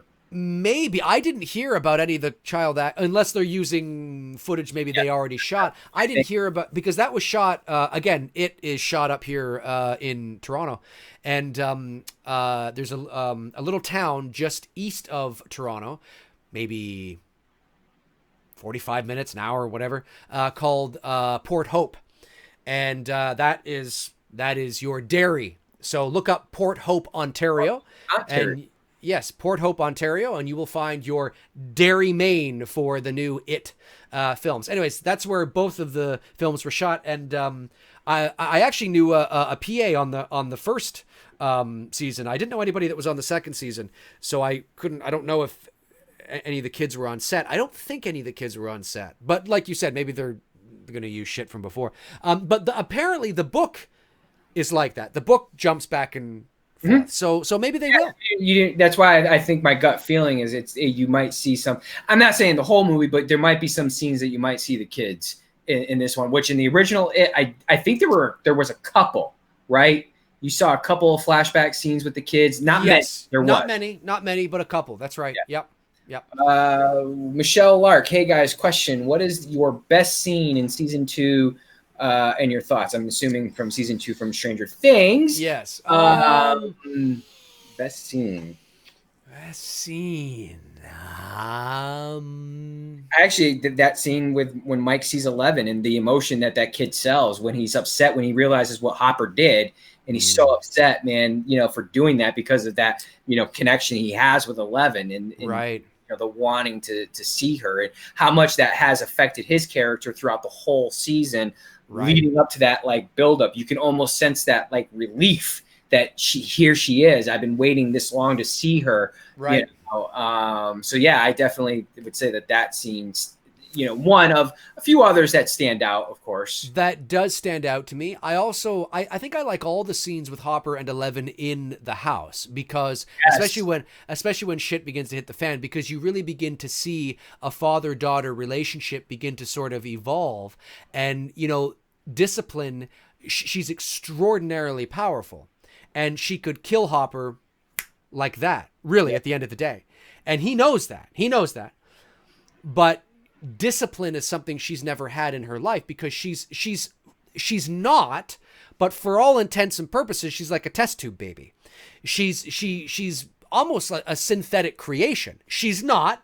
She was born. She had a mother. We know how that went, but she grew up in a lab. She's just she's a robot. So she hasn't had the proper nurturing love and affection and care that a real parent would give somebody like that, because her papa obviously was not anywhere interested in that at all. He was interested in using her as a weapon. So seeing the dynamic and seeing her struggle with authority and struggle with rules, even though some of the rules might be a little harsh, seeing her sort of struggle with that and that dynamic between the two, I think I really enjoy watching in season 2. Agreed. Mangrove Pierce says, Tony and Dave, thoughts on Billy turning into a creature? We just talked about this. Thoughts on Billy turning into a creature of sorts and potentially a major threat to the main cast. Looks like they might be heading there from the trailers. Okay, well, very brief. We sort of talked about that. I wasn't crazy on it, although I'm open to seeing how it plays out. I feel that it's a little like we already hate Billy anyway. And although there is room for an arc, for maybe a bit of redemption because he is Mad Max's brother, we already hate him anyway. So him becoming the host, it's like, well, I don't give a fuck. Good. I hope you die. You know, where I thought maybe it would be a little more higher stakes to have maybe one of the main characters become a host. I know Will was, but somebody who you wouldn't expect, like, you know, Joyce or something. I don't know how you would weave that in there where it makes sense, where it's kind of like, oh shit, is she gonna what the? I thought that might kind of been a little more interesting, but I'm willing to see how it plays out. Tony, how do you feel? Yeah, I mean, it's a little bit too obvious if they go that road. I do think that there are a couple things on the redeeming side. One, you know, his father's a dick and he treats him like a dick. So Billy is a product of his childhood and how he was treated by his father. And therefore he takes it out on Max. And, you know, he's been stern with Max, but he hasn't really crossed that line, you know what I mean? Like, he hasn't gone over the edge. Even like, okay, before the fight between him and Steve, you know, there's that moment in the gym where he looks at Steve and he's like, you should have planted your feet, you know, and take the charge, you know, right, and pick Steve up off the ground. And then there's the moment in the shower where they're talking and he's just, you know, like, man, don't worry about it, dude. And you know what, and people like, I know, you know this, but people in the chat room, when he says that, I mean, he is talking about basketball, but the overall symbolism of the scene is not about basketball. No, it's not. It's like, right? He's not that bad of a dude. You know what I mean? Like, yeah, he's trying to help him out. Like, you know what I mean? Like, yeah, because it's symbolism in terms of, you know, you need to plant your feet, you take charge. It's about his character.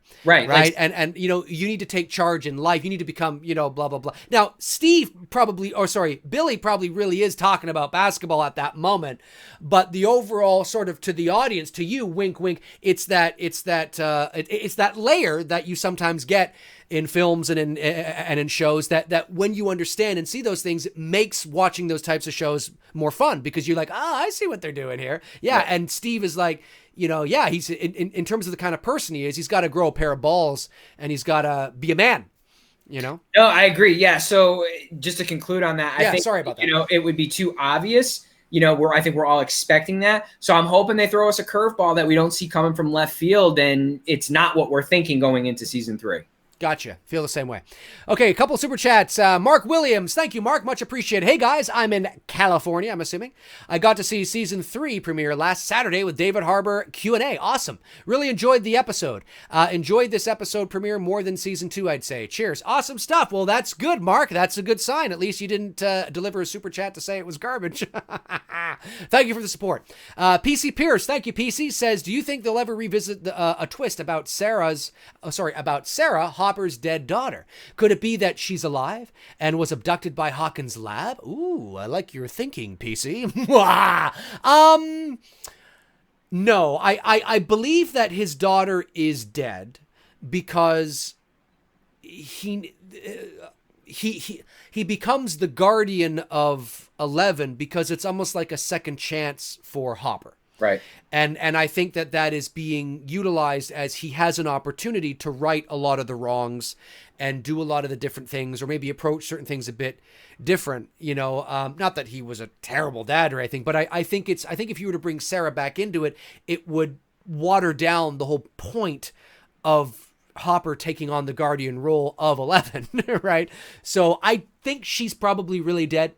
And I don't think we may see Sarah alluded to again in other things, but I think that's probably safe to say that she's probably dead. Do you see it the same way, or? Agree. Yeah. I think she's dead. You know, I think the symbolism between 11 and Hopper, the father-daughter, you know, connection, she doesn't really have her parents. He doesn't have his daughter.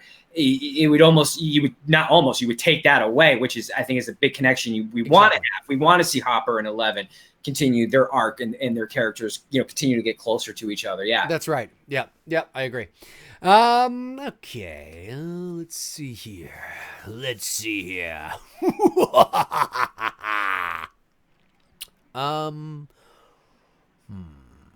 you got? See. James Polches, is that right? Says, I dressed up as Michael Myers for Halloween last year, and there was this dad with his kids. And when I walked by him, he pointed at me and said, "Look, kids, that's Jason Voorhees." I was... It's still happening today. Today, man. It still does. Forever, man. That will be forever. You're always going to have that one person who thinks he knows what he's talking about. And, you know, he's going to be like, "Hey, man, it's Jason Voorhees," and it's really Michael Myers. And you just want to sit there and be like, "Oh, my God." It's always going to be that one guy everywhere you go. And look what happened with the interview with Jamie Lee Curtis leading up to Halloween 2018. Yeah, when that guy talked about the hockey mask, right? Right. Like, we're not making this shit up, guys. Michael Myers... I'm not saying, and, you know, Tony's not saying that he was completely irrelevant in the 80s. It's not that nobody knew who he was or nobody cared. But when you compare him to the cultural iconic status of where Jason and Freddy hit in terms of the level of pop culture consciousness, it's not even a fight. Like, there is no comparison. People knew who he was, but Michael was as relevant in the 80s as Pinhead was. Like, that's what it was, right? Like, you know, people know, oh, yeah, I know, oh, yeah, Pinhead, oh, Hellraiser, right, oh, Halloween, oh, the Michael. Obviously, Halloween, that first film was iconic, and it was then, and it was a great film.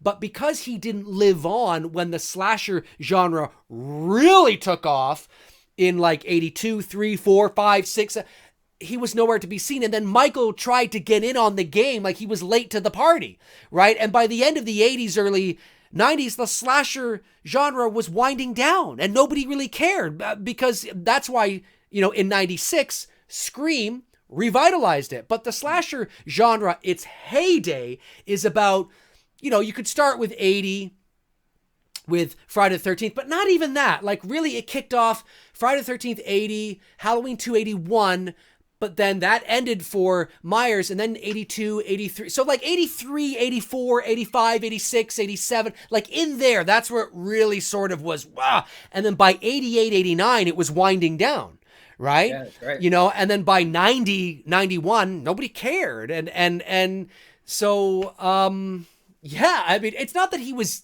nobody, but he was nothing in the 80s compared to Freddy and Jason. And you guys know me. Michael Myers is my favorite. And you got to give, I mean, it's just fact. It's just fact, you know? So it is true. It is but true. Ironically, he's more relevant now and bigger than he's ever been, and bigger than Freddy and Jason. So, what did I say at the beginning of the stream? I'd rather be that slow star that reaches its, you know, popularity and success down the road, gradually build in time, versus to being the instant star like, you know, Jason and Freddy. Because I got to tell you, even based on my numbers on social media, whenever I post a picture of a certain character, I get bigger hits with Michael. I get bigger hits with Ghostface. Shockingly, I'm getting pretty decent hits with Leatherface. But Jason and Freddy, they're okay, but they don't get the same type of reaction as like Michael gets now. Michael's like just totally just legendariness. I think you will with Jason when you do the hockey mask. Jason. Oh yeah, for sure. Because that's his identity, right? Sure. But I love your potato sack Jason shit. I love that shit. Support the sack. Before I like the size of your sack. Support the sack, damn it. I'm going to get a t-shirt with Jason's sack on it and just say, support the sack. You should. There was something else I was going to say. Sorry, before we go on to the next question, something else I was going to say. Jason, Michael, what was it? Michael. We're talking about popularity, the 80s. Yeah, popularity, 80s. Damn it, there was something I was going to say. Maybe it'll come to me and I'll... Yeah, anyways, let's move on. Pumpkin asked you a question for you. Dave, will you ever, or have you ever thought about making a Season of the Witch fan film for him? I guess he's asking this personally. Will you make it for him? He thinks you would kill it. That would be a tough, because of the how would you do like the pumpkin and like watching the TV and produce the effects of that? That's not an easy effect to pull off. No, you would do it in After Effects, but no, I have not thought about doing that. No, I have no immediate plans to do that. I don't really have an interest in doing that. People have to understand too, like to do a fan film, like the way I do fan films, even the little ones I do, you know, it's, I put my full effort into it with the resources I have at that time. Sure. And it's not something that because I care about the final result, and so it takes a lot of work. It does. It's not easy. It costs money to make this stuff. Yeah, so to do a season of the witch, I'd rather do an Elm Street or Friday the 13th fan film personally. There you go. All right, a couple of super chats came in. Let's see here. I think no, maybe not. Oh yeah, no, one did come in. It was Grave Warmer. Grave Warmer, thank you, Grave. Do you guys think this season will become more fantastical visually and possibly overdo it? Do you want them to hold the reins, dangle the carrot visually and psychologically? Yes to all of that. Yeah, absolutely, 100%. Yeah, I think it will become more fantastical, and naturally so. I'm open to it, just as long as I don't lose the charm. Yeah, I'm interested to see it. I'm excited to see it. I don't know. It's going to be interesting. Robert asks us, Dave and Tony, who is the hottest actress in Hollywood? He says Margaret Robbie with Annabelle Wallis, a decent second. Tony, you're not allowed to say Danielle Harris. Okay, hottest actress in Hollywood. I can't say Well, actually, she's aging well, but my Danielle Harris crush goes back to my childhood. She's my first celebrity crush. I mean, I still love her to this day. She's my first, she's my first scream queen. But if Brie Larson didn't pull her stunt a few months ago on her press tour, I would say her. But she lost a lot of attractiveness when she was pulling the stunts and the things that she was saying. I just didn't agree with that. That's not the place to use that platform. That's to me, a person's attractiveness and their quality is their personality as well too. And right now I got to give it to old Canada girl, Rachel McAdams. I mean, she just seems like a really nice girl all the way around. You never hear anything negative about her. She just seems very grounded, down to earth. She's got a nice ass. If you don't know what I'm talking about, go watch Time Traveler's Wife, I think is the name of the movie. I think that is the name of the movie. And you get a nice Rachel McAdams ass shot in there, and it's just a beautiful ass. And she's an attractive woman. She's absolutely gorgeous. Yeah, great actress. Margot Robbie's a great choice too, but I'd probably go with McAdams for sure. Well, this is hard. There's a lot of beautiful women in Hollywood, right? I mean, that's such a general term. Are we talking old Hollywood? Because new Hollywood right now, let me tell you, Hollywood, you have made books great again, okay? Because the shit you're producing, you're making reading a lot more entertaining. I will just say, obviously, my crush when I was a teenager was Jennifer Love Hewitt. And but Jennifer Love Hewitt's not a great actress or anything like that. Jennifer Love Hewitt is a product of her time, very much like Molly Ringwald was or something. Right. She's a teen. And I'm not saying she, is a bad actress or anything, but she is, just that time, or like a Melissa Milano or something to that effect. It's that sort of kind of thing. So I'll always think she's beautiful. She still is beautiful. But as of right now, a relevant actress right now, I always think, and I have always thought that Natalie Portman is another beautiful woman as well too. Yeah. And very talented, which is nice. I don't know. There's so many. Who's the chicken? I'm just thinking of just attractive women who I don't like. I'm just thinking it's not really that I'm like, oh, she's no, I just think she's attractive or whatever it is, like the chickie from Rogue One or even Emilia Clarke in certain roles can look kind of cute, but I'm not. I wouldn't say that. Oh yeah. Woo, that's my girl. She's attractive. So you see her, you're like, well, she's attractive. You know what I mean? So now I'm just kind of pulling names out. So I'm not really doing the question justice per se. So I don't know. I'd say I'll go classic and just say Natalie Portman. She's great, easy on the eyes and hey, if I want to go old school, Audrey Hepburn. I know she's beautiful. If this were like the early 50s and 60s, I'd be all over that, man, big time. Just pure class. That's the kind of girls I like. I like girls who are classy. You know what I mean? Who are intelligent, beautiful, the whole package. So I agree. I'd be honestly, I'd be afraid to date anyone from Hollywood right now because they out there, man. They in a whole nother playing field. That's right. Yeah. Stand far away from that. Way far away from that. Nev Campbell, Kenny. Yeah, Kenny 525. Nev, Nev Campbell, yeah. And she's still beautiful. I mean, Nev is gorgeous. Very attractive. I mean, absolutely gorgeous. Yep. Yeah. Good Canadian girl. Nev's from Canada? Yes, she is. You guys just grow them there, don't you? Jesus. We do. They're on trees, man. Right now, I could go outside right now, and they're on trees. I just plug. Hey, there you go. There we go. Yeah, they're on trees up here. It's unbelievable. That's right. Super chat coming in from Aaron Keller. Thank you, Aaron. Anyone looking for a screen-accurate Jason Hawk, check my boy on Instagram, Camp Killer Creations. He's based out of Toronto. Shameless plug. Hey, you paid for the shameless plug, so I can't blame you. You got it. There you go. You got it. There you go, buddy. Let's see here. Oh, Mangrove Pierce says, Jennifer Lawrence, the fappening. If you have any doubts to whether Jennifer Lawrence is the hottest Hollywood girl or not.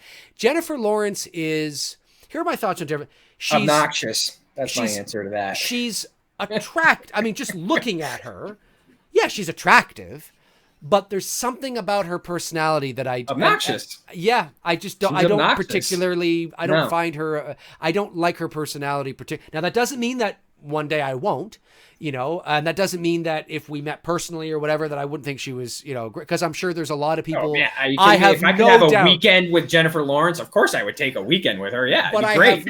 I have no doubt there are people that think I'm obnoxious, and there's but if you were to meet me or get to know me away from the channel, you might think otherwise. There's a false sense of security that people get when you watch people on screen, whether actors in movies or whatever the case is, that you feel like you know them, and you know everything about them in terms of the personality. And the same thing could happen on YouTube. And as much as I put myself out there in terms of the channel, and Tony does as well, there's very little you actually really do know about us. And we're very, we're doing a show, so we have to be a certain personality and a certain type. And obviously there's certain things I like to bring to the table. And I'm an actor as well. I'm not just some guy, right? So, I like to bring a certain level of theatrics to my videos and things like that. But if you were to meet me in person, it's not necessarily the same thing. So to be fair, if I was to meet her in person, it might be different, but there's something about her that doesn't jive with me. I'm not attractive. Yes. But I agree. I'm the same way. Like I tell people that all the time, like, man, I'm like outside off of like Instagram when I'm not doing my horror photo shoots and here doing this, I'm boring as fuck, dude. Yeah. Like I literally live the most boringest life. I mean, yeah, other than doing photography for my clients, but I don't, I hike. That's my most exciting other than doing photo shoots and stuff like that. I was on a hike yesterday and got into a fight with a tree. It's on my channel. Check it out. That's all I'm saying. Blu-ray Addict says, Dazed and Confused is one of my favorite films of all time. I haven't seen that in years, but yeah. I haven't seen that in years too. That's a good film. Mohammed Camber says, Dave, you say that you don't like the setting of Halloween H2O, but don't you think that it makes sense for it not to take place in Haddonfield? After all, what Laurie experienced in 78, I enjoy the move. Well, yeah, no, of course. It makes sense in terms of the narrative. Of course it makes sense. Yeah, I know she moved away, but you could have her move anywhere. You don't necessarily have to have her move to California. I don't know. I don't like the setting of, there's nothing Halloween about you're having a horror movie take place at Halloween time in a location where the identity of Halloween is non-existent, in terms of the fall and the autumn and the cool and the crisp and it's just not there. Look, if you love the movie, I think that's great. I can't take away your love from that film. And there's certain things in the movie that I'm like, oh, I like that shot or I like that moment. But overall, the movie's it's just not a Halloween film to me. It's just, I like Laurie's arc, but I wasn't crazy on The Mask. I've never been really crazy on what's his face who played Michael. Not crazy. Brad, isn't his name Brad? Yeah, no, that Brad, was that guy from Halloween Resurrection? Yeah, Duran, something like that. Yeah, wasn't crazy on him playing Michael. It's nothing personal to him. Just not crazy on it. Not crazy that we see Michael's eye. There's a lot of things, that, and the setting is one. Just wasn't crazy on the setting. Does it make sense? Yes, because she moved away, and that was the story that they wrote. So yes, it makes sense. I wouldn't necessarily have written her moving to California. They wanted to move her as far away as possible. We'll have her move to Maine. Go the other way. You know, you don't have to have her go to California. Oh, but it's easier to shoot in California. Ah. There you go. What the hell? I just saw that super chat. I was like, what in the world? Super chat, PC Pierce. Have you guys ever done online dating? I have, yes. I also got... That's like a left field question, man. It is. Good question, but okay. It's a good question. I have, yep. Oh, I think a lot of us have. I've tampered in that a little bit, and yeah, and you want to meet some crazy people, go do some online dating. You know, thankfully, like I think Dave would agree with this. You know, I'm very fortunate. The girl that I'm seeing, we've known each other for over 20 years. We went to high school together, so we've already got a history established. We had a thing for each other back in the day, and kind of been able to rekindle this now as adults. And I think we're very fortunate. Because I've heard a lot of horror stories with people with online dating, like a lot. Thankfully, I don't have to do that crap because that would just I couldn't deal with some of the nonsense that I've heard from people with that. I agree. I mean, no, the last thing you want is to become a part of a 48 Hours episode or something like that. Fucking shit. You know what I'm saying? Seriously, man. Exactly. God, crazy world out there now. Let's see here. Movie Juice says Jennifer Love Hewitt still does it for me. Yeah, she's still attractive. Yeah, for sure. Yeah, man, she looks great. Yeah, she checked out for a bit because she's raising her kids at the moment, so she's not doing too much. I mean, she'll do small little things, but she's not doing too because she's raising her kids, which I think is cool. But yeah, she's still attractive. Yeah, she certainly doesn't. For sure. Let's see here. Kenny_525 says, "Hey Dave, do you do any fishing? Canada has some incredible fishing." I don't fish. No, I don't. You never? No, I have fished, but I don't go out and fish. But yeah, I believe. There's lots of places. You know to what's fish crazy, dude? I had not been into fishing until I moved down to the South. My cousin's a big fisher. Friends of his are big fishers. So I'm learning now. This past year, I started getting into it, started going out with them on the lakes here. And it's a lot of fun. You know, I couldn't tell you all the technical aspects like the rods and, you know, the different lures that they use and all that stuff like that for specific fishes that they're going after and whatnot. I know there's a whole, like, you got to know your shit and know what you're talking about. I'm a baby when it comes to that. I haven't even started to crawl. I've gone out a lot with them and just starting to, they've been giving me different rods to try out, until I actually go out and, buy my own, but which I'm planning to do sometime by the end of this year. I want to have my own fishing rod because I do enjoy it. It's very relaxing and just, you're out there, man, you're shooting the shit with your buddies, drinking some beer and just, having a good time. So good question there. Who asked that question? Oh, that was, where'd it go here? That was, there you go. Kenny_525. There you go. Good question. Let's see here. Bobby Hall says, Dave and Tony, what are your thoughts about Candyman from 1992? Well, I remember liking the movie when I first saw it, but to be fair, I haven't seen it in a long time. So I don't remember. I haven't seen it since the 90s, probably. Yeah, same here. And I know there was a sequel, Candyman 2, Farewell to the Flesh. I never even saw that. I don't know if I saw that one. I don't particularly care about the Candyman series, or you can call it a series, only 2 films, I think, or maybe there was one that was straight to video. I can't remember. But I'm not a big, when I say I'm not a big Candyman fan, it's not that I hate him. I don't really care about it. Yeah. So I haven't seen it in a while, but I remember liking it as a kid.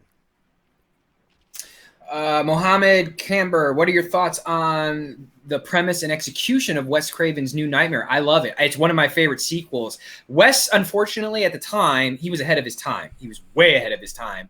I thought it was a great concept. I liked it from the moment that it first came out. I know with a lot of people that has aged well with some people. It took a while for them to warm up to it. Initially, it did not get received very well, but I think it's genius. I thought it's Wes Craven. I mean, he's a brilliant writer, brilliant director. We all look up to him for a reason because he's the man, one of the man anyways. And it's one of my favorite sequels. What about yours?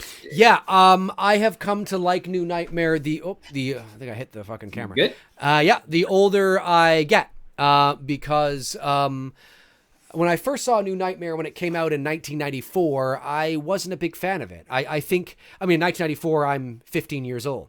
So to understand the genius of the movie, I might have been just too young. Right. I mean, I understood what was going on. I understood that it was like I got it, but I didn't particularly like it.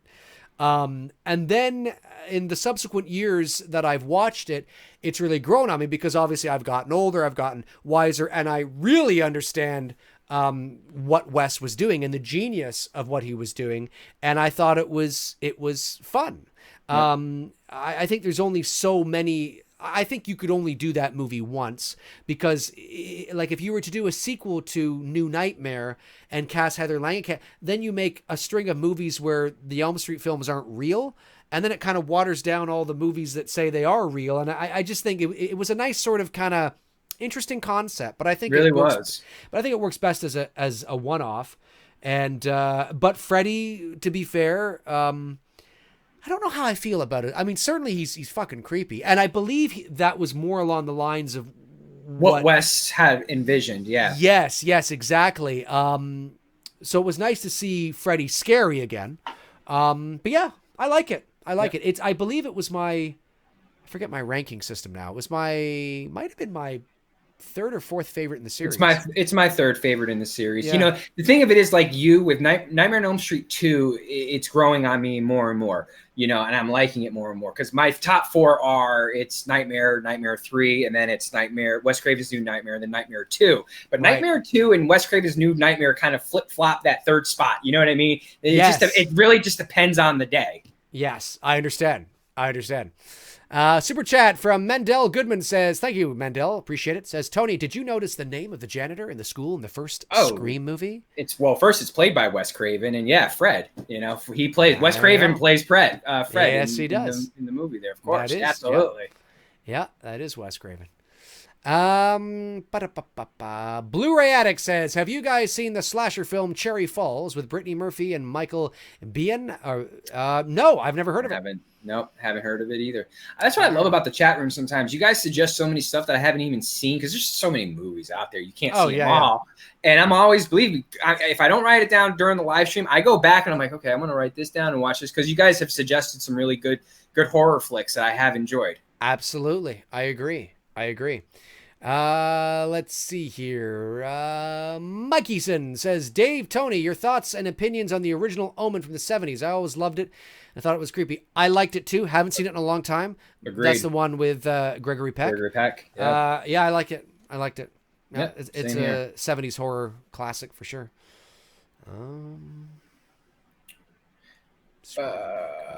Michelle, hey guys, what is the most scary thing you had to do? Example, like jump off. Well, I've never had to jump off of a plane. No. But like, okay, I see where she's going with the example. Like, what's the most scary thing that we've had to do in our life? A scary situation that we've been in.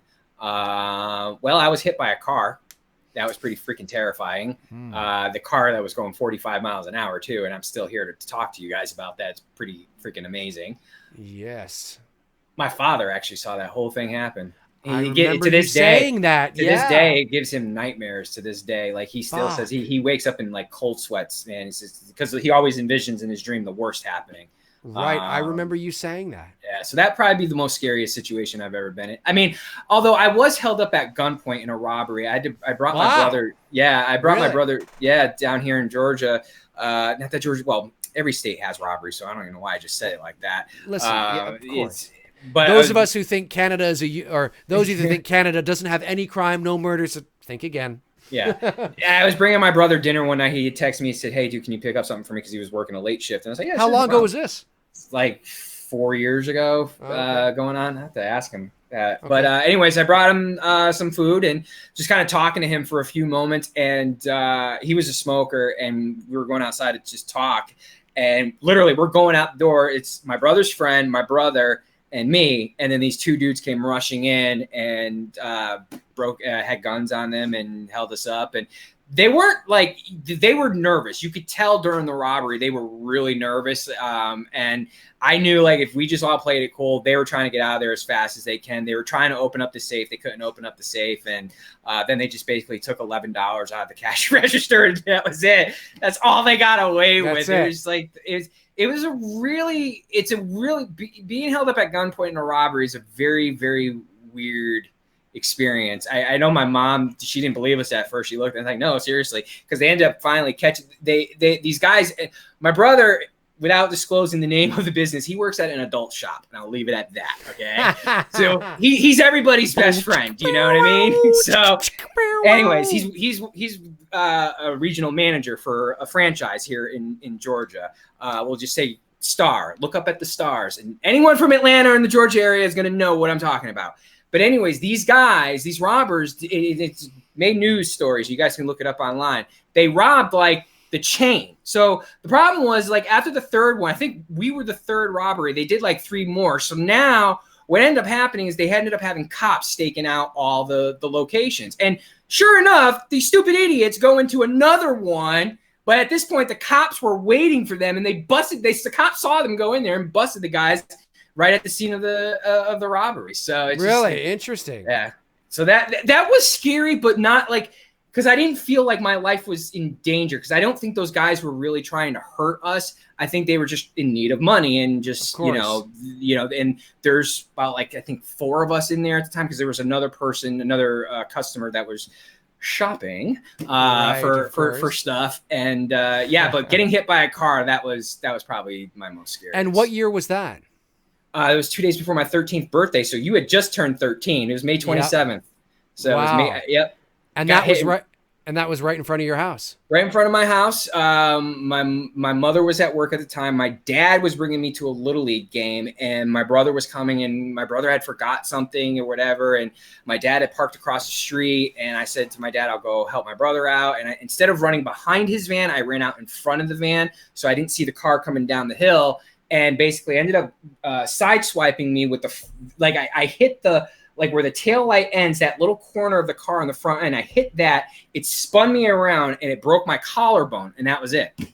Because the impact spun me, and I bounced off the car. Right. And from that impact and bouncing off the car, it broke my collarbone, and my dad freaked out, and, you know, I fell down to the ground, and I was, you know, in pain. You know, I could feel the pain in my shoulder, and I didn't, like, cry or anything like that. That was, like, the one thing my dad remembered. He's like, you were, like, just staring and looking up, and you were talking to me. You kept reassuring me that you were fine. I mean, yes, I was telling him that my shoulder had hurt, but I took it. I took it like a champ.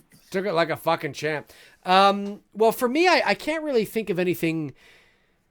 The only thing I will say this is that when I was, I got the chicken pox actually later in life. I was actually 15 when I got the chicken pox. I don't know how the hell I made it through. I don't know how the hell I made it through elementary school without getting the chicken pox. And when I was 15, I got them. And I remember lying on the couch watching the end credits to America's Funniest Home Videos. So this is January 1995. And the next thing I remember is waking up in the hospital 2 days later. And apparently I had a seizure. So the scariest moment of my life, wow. The scariest moment of my life, I actually don't remember. It was scary for my family.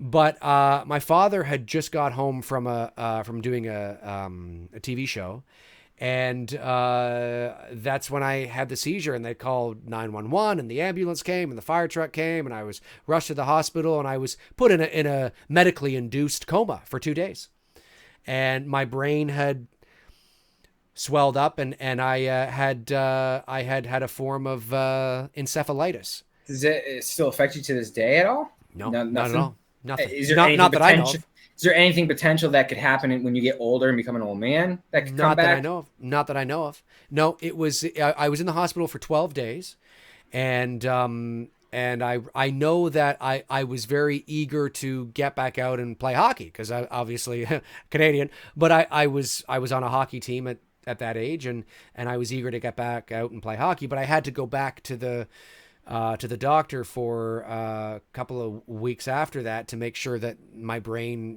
was not, it was fine. And sure enough, it was fine. I was cleared to play, and I went back and played hockey and played the remainder of that season. But I don't remember the scary shit. I just remember waking up in the hospital 2 days later, and that was January 1995. And apparently I had because of how sick I was, and but no, there's no residual effects at all. It's funny because I was the same way when I got hit.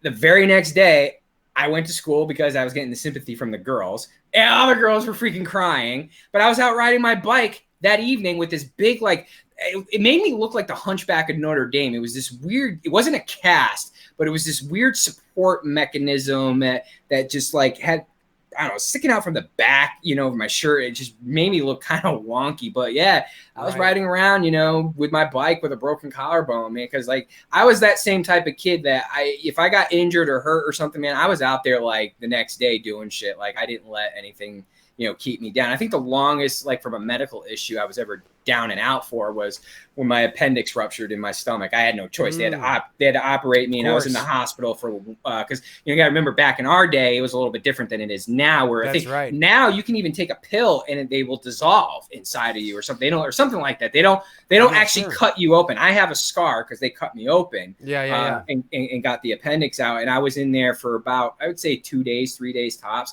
That's the longest I was ever down and out for. I don't, even when I'm sick with the flu, I'm out there shooting, dude. I'm not one of these people that curls up and sits down for a month and nurses my illness or injury for a long period of time. I'm like you. I get back out there and all right, man, let's get it going.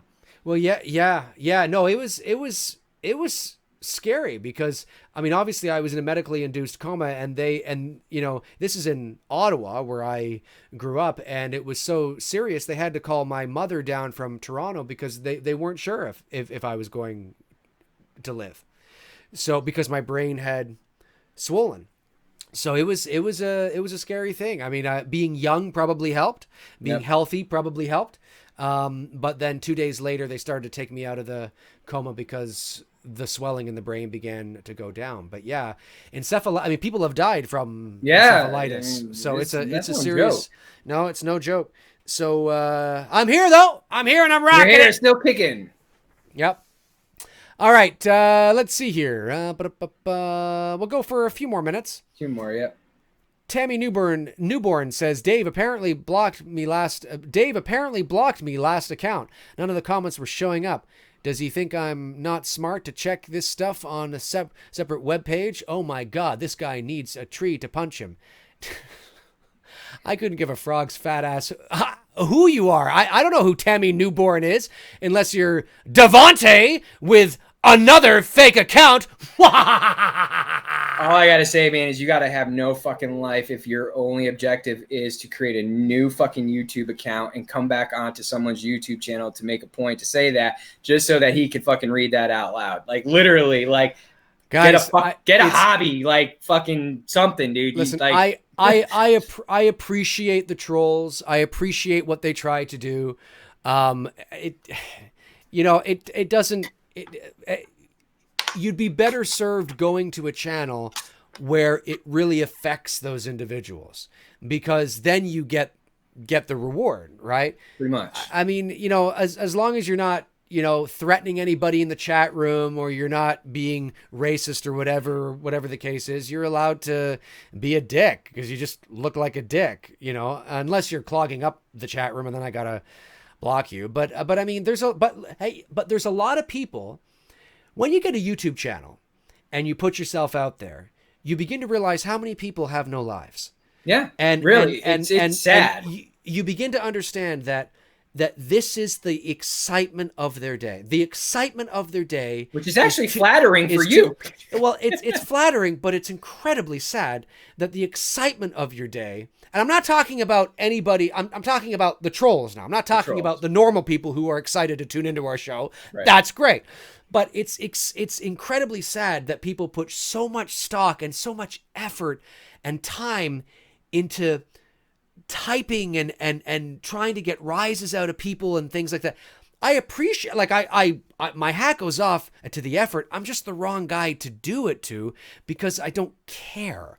So what you have to do is you have to take that energy and put it into a video where you are going to get a rise out of it, or like it, whatever the case is. So it's, you know, I appreciate this Tammy newborn is probably Devontae, or the other person that it probably is, because I did block Devontae, quote unquote, last time. So I'll just block you again. I look at it as, dude, like I said, it's sad and pathetic, but number two, it's also flattering that you're that important to this individual that they are spending time with you regardless. They can say whatever the fuck they want. You're spending time with Dave on his channel, watching his shit. So you can type up all the negative shit you want. The fact is, he's important enough in your life that you're here right now. That's I never thought of that. That's very true. And the thing, I think what's important too is that people have to understand that what's important, what is important to the trolls is not important to me.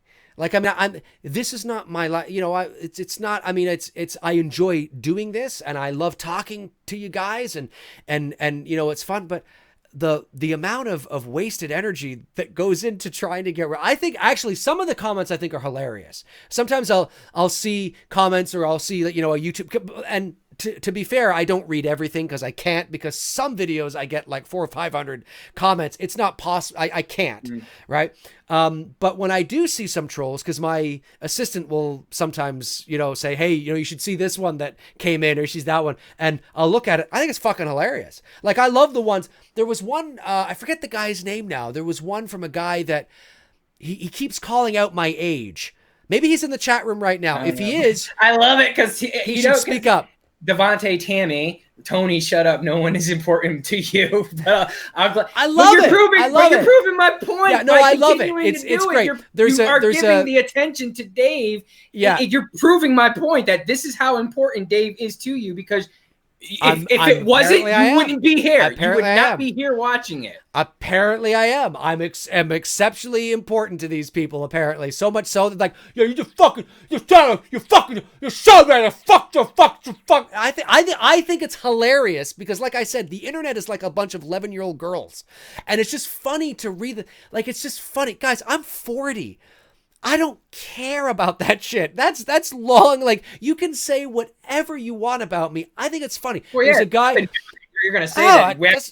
No, it doesn't bother me. There's a guy that I forget his name. Maybe he's in the chat.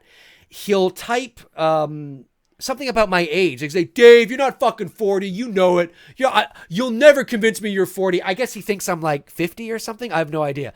I think that's hilarious. And I think what's more hilarious is not the fact that he thinks I'm 50, but the fact that that's all he comments with. It's just every time he comments, it's just about my age. I'm just like, I think this is funny.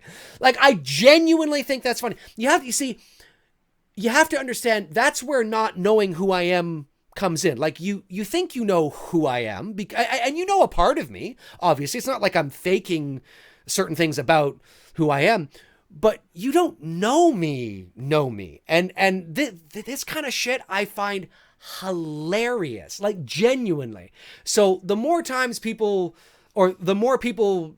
write stupid shit, or like whatever it is, I think it's hilarious. It's great because they add traction to your video, which, by the way, Dave's videos are monetized, which means Dave is getting paid every time you watch it. So you're paying Dave to basically talk shit about Dave. Well, to be fair, it's not like I'm getting millions of views. No, but it doesn't matter. You're getting paid for every time they click on your video and watch it. That's right. They're here, while Tammy is here right now, you click on it. The video's monetized. You are paying Dave to talk shit. That's right. That's right. Like here we got Zobek, Lord of the Dead says, Dave, you know damn well he's playing on the fact you're upset about moving towards 50 because you're 40. I love that shit. I love that shit. Yes, I'm upset. I'm upset because I'm 10 years away from 50. I'm angry. Okay. All right. Okay. Yeah. Oh, sure. I love it. I love it. I love these guys. They're like, and I mean that sincerely. Like, I just don't understand. But hey, come to the chat room. Keep paying me. Watch my videos. That's right. Give me your money because that's what you're doing. That's basically in essence what you're doing. You're drawing attention to the channel. And remember, folks, I come from a media family. And this is what you have to understand about me, okay? And to all the trolls in the chat room, because there's probably a few of them. There's a few. This is what you have to understand about me, okay? I work in the entertainment industry. I understand the dynamics of this kind of thing very well. I come from a media family.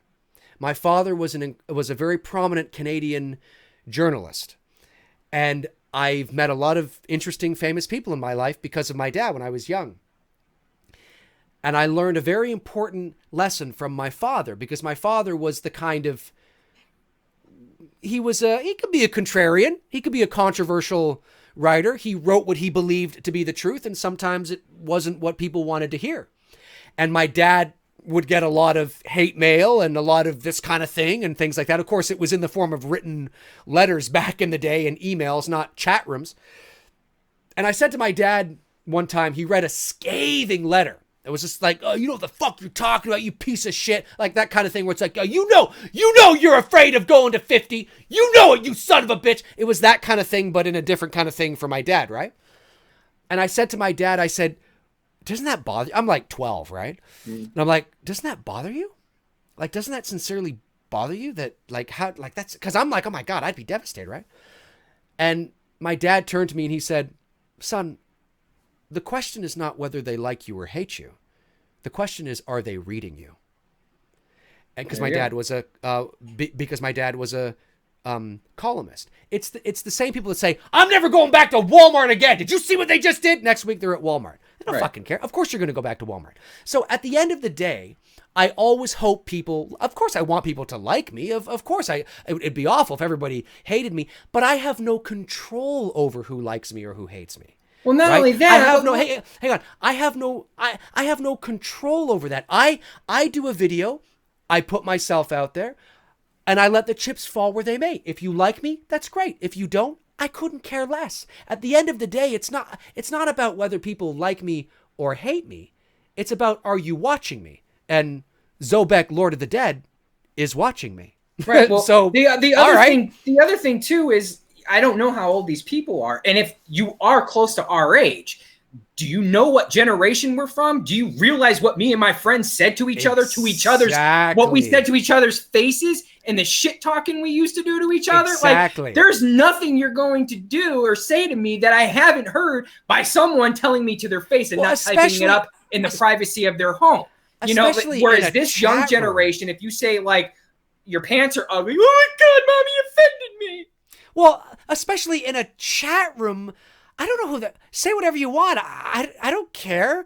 Call me whatever. I don't care about that. Like, I mean, I'm a 40 guys. I'm not a millennial. I know. I'm a 40-year-old man. I'm from Generation X. If you want to get online and make fun of some 25-year-old, YouTube guy, knock yourself out. You're probably going to hurt their feelings. Oh, me? Big time. I don't care. No. So yeah, no, I agree. I agree with what you're saying. I find it fascinating, and it's why I leave the chat room open. And unless you're making threats or something like that, where it's like, guys, come on, like, you're spoiling it for everybody. But if you want to call me a fucking whatever you want to call me, knock yourself out. Yeah, it's like when like someone says, Tony, dude, you're a dick. I'm like, all right, cool. I know you're an ass. Like, what do you want me to say? Like, fuck. It doesn't even. Yeah, it doesn't. It's the chat room is not the false sense of power that a lot of these people think they have. But see, it's relative. You only have power to specific people, folks. When you get to certain people that don't care, it doesn't care. I don't care. Yeah. Anyway, okay. We'll go to 9:30. We'll go to 9:30. Oh, now, of course, now everybody's talking about what we were talking about. Michael Lander says, Tony, I would say this to your face. I like your shirt. Oh, Friday. Yeah. It is. It's awesome. This is finding Friday the 13th Part 2 merchandise is not an easy find. So when I found this, I was like, oh my God, you're coming home with me. Yes. I forgot to mention at the beginning of the show how much I liked your shirt. Let's see here. Oh, Zobek, Lord of the Dead. I am all powerful. Adam Carl Green. Guys, who is on your film Mount Rushmore? Our film Mount Rushmore in general? Rushmore. Well, that would be... Like favorite, like, are we talking movies now? Like... Oh, yeah. Like, are you talking movies? Kid, are you talking directors? Are you talking actors? Adam Carl Green, great question. I want to answer this question. Nick, thanks, Nick. Thanks, Nick. Super chat, $2. Really appreciate it. I think there was another super chat that came in before. I want to make sure I answered it. Oh, yes. PC Pierce says, who is more annoying, Tina and H5 or Baby Firefly? Who the hell is Baby Firefly? Oh, am I not cultured enough to know? Is that Halloween 5? Tina is H5, but who's Baby Firefly? Well, I hated Tina from Halloween 5, so I would go there because I don't know who the other one he's referring to. I don't know who Baby Firefly is either. Sorry, PC. I feel like I should know that, though. Yeah, it's true. Blue. What? Yeah. Adam Carl Green. Hopefully he answers us. Oh, there he is. Actors, directors, etc. Okay, well, directors I will take on my Mount Rushmore, which is just 4, right? 4. At this present time. Wait, can we do past tense directors, or are we doing current? No, just yeah. Well, of course, okay. Of course you can do past tense. For me, it would be Spielberg, Kubrick, Hitchcock, and probably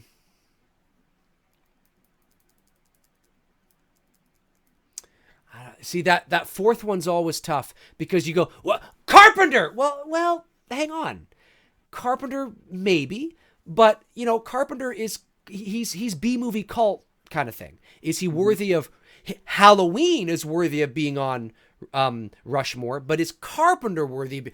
Of course he is, Dave. Not necessarily, right? I like to think these things through. Carpenter's an iconic horror director, yes. But is he on the horror route Mount Rushmore? Possibly. The general director Mount Rushmore? Not necessarily, right? You know what I mean? So, I don't know. So, Kubrick, Spielberg, Hitchcock, and that third one's always tough. I want to say Fincher, but I don't know if I would place him there. It's almost like I'm putting him there right now as a placeholder because most of the movies he does are great. Yeah. I don't know. What about you? See, I'm with you. I'm struggling on a fourth. My 3 are obviously Kubrick for sure, and then Wes Craven. And Kubrick, Craven, and I am leaning towards Hitchcock because I do like Hitchcock. And his cultural impact. Exactly. So it's hard to not say that, especially if we're doing the horror genre right now and only the horror genre. Well, see, I did just directors. So we're just doing directors in general? Well, we can do both. Like I did in just directors in general. For me, it was Spielberg, Kubrick, Hitchcock. Even though he's horror, his cultural impact on a genre is just absolutely huge. Because he wasn't horror. He was horror primarily, yes. But and then, like I said, Fincher. But it seems like a weak honestly, sort of. I probably would say Scorsese is my favorite. Oh, of course, or even James Cameron would be another one. Yeah, James Cameron, Scorsese, Coppola. You could say Coppola. With the original Godfather.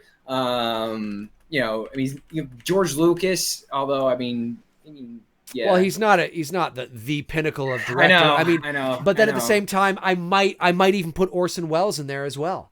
Orson Welles is.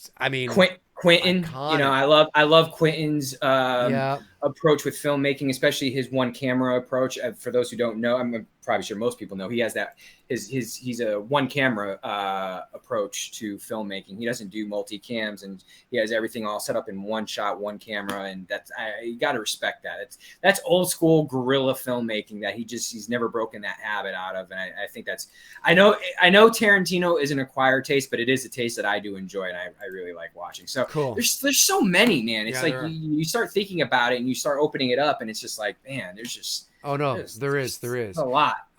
When it comes to horror, that gets tricky again. Hitchcock, definitely.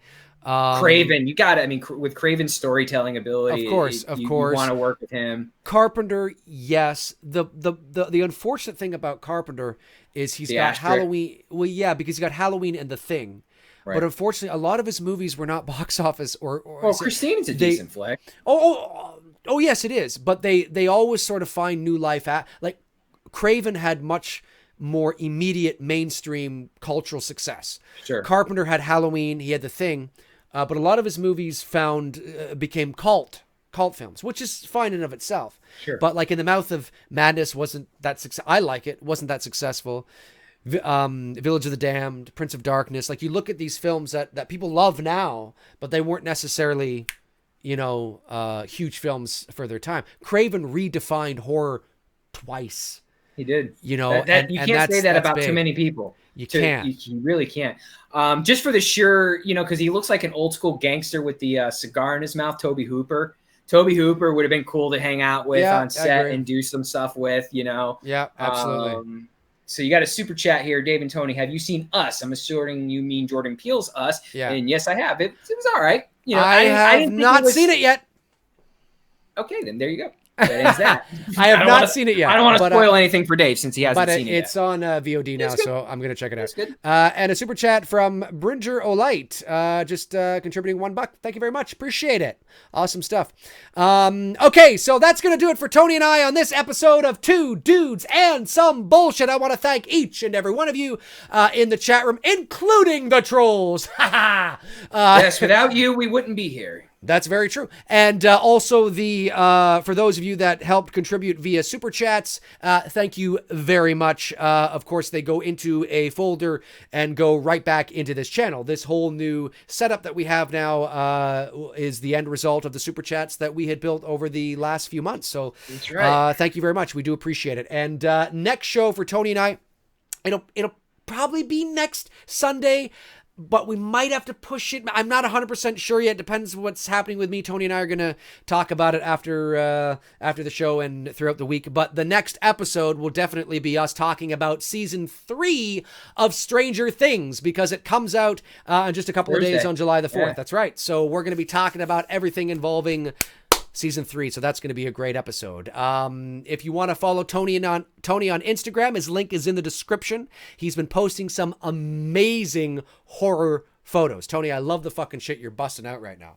Thanks, man. Appreciate it. Actually, I got something coming here on the horizon. I'm calling him Hybrid Jason. We got a little clever on my last Friday the 13th photo shoot, and I merged what Jason from part 2 looks like and said, you know what, fuck it, let's throw the hockey mask on and just see what it looks like. They're pretty dope. I'm in the editing process because I'd never seen it before. I searched online just to see if someone ever did a photo of that, and I had never seen anyone do a photo. It's always goes from the hockey mask. It's the green top with the tan beige. Sure. Yeah.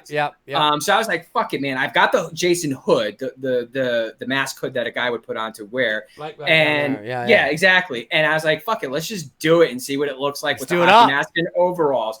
We had fun with it. My fear, I know how horror fans are when I posted, that's not Jason, man. Like, we're just having fun, guys. Yeah, you're just having fun. With it, You're experimenting. Exactly. So I'm thinking that's the hybrid Jason. I'll probably be featuring that next week. Cool. I'm just in the editing process of it now. I like where I'm going with it, but I'm trying to make some tweaks with it. Right. Yeah, I look forward to it. I look forward to seeing that shit, man, because Tony is doing a great, like guys, if you're not following him on Instagram, do it now, because he's posting some really, really awesome photos. And of course, the links to everything to me is all down there. My Patreon, if you want to get in on some Patreon goodies and help support the channel each and every month, my official website is there, and IMDb and whatever it's all fucking down there. I forget what's down there now. It's all down there. PBS, Check it out. CBS, ABC, NBC, AMC, TV. That's all down there. Anyway, yeah. So until next time, Tony and I will talk to you guys soon. Thanks for tuning in. And next episode is Stranger Things season 3. That's right. All right. Cheers.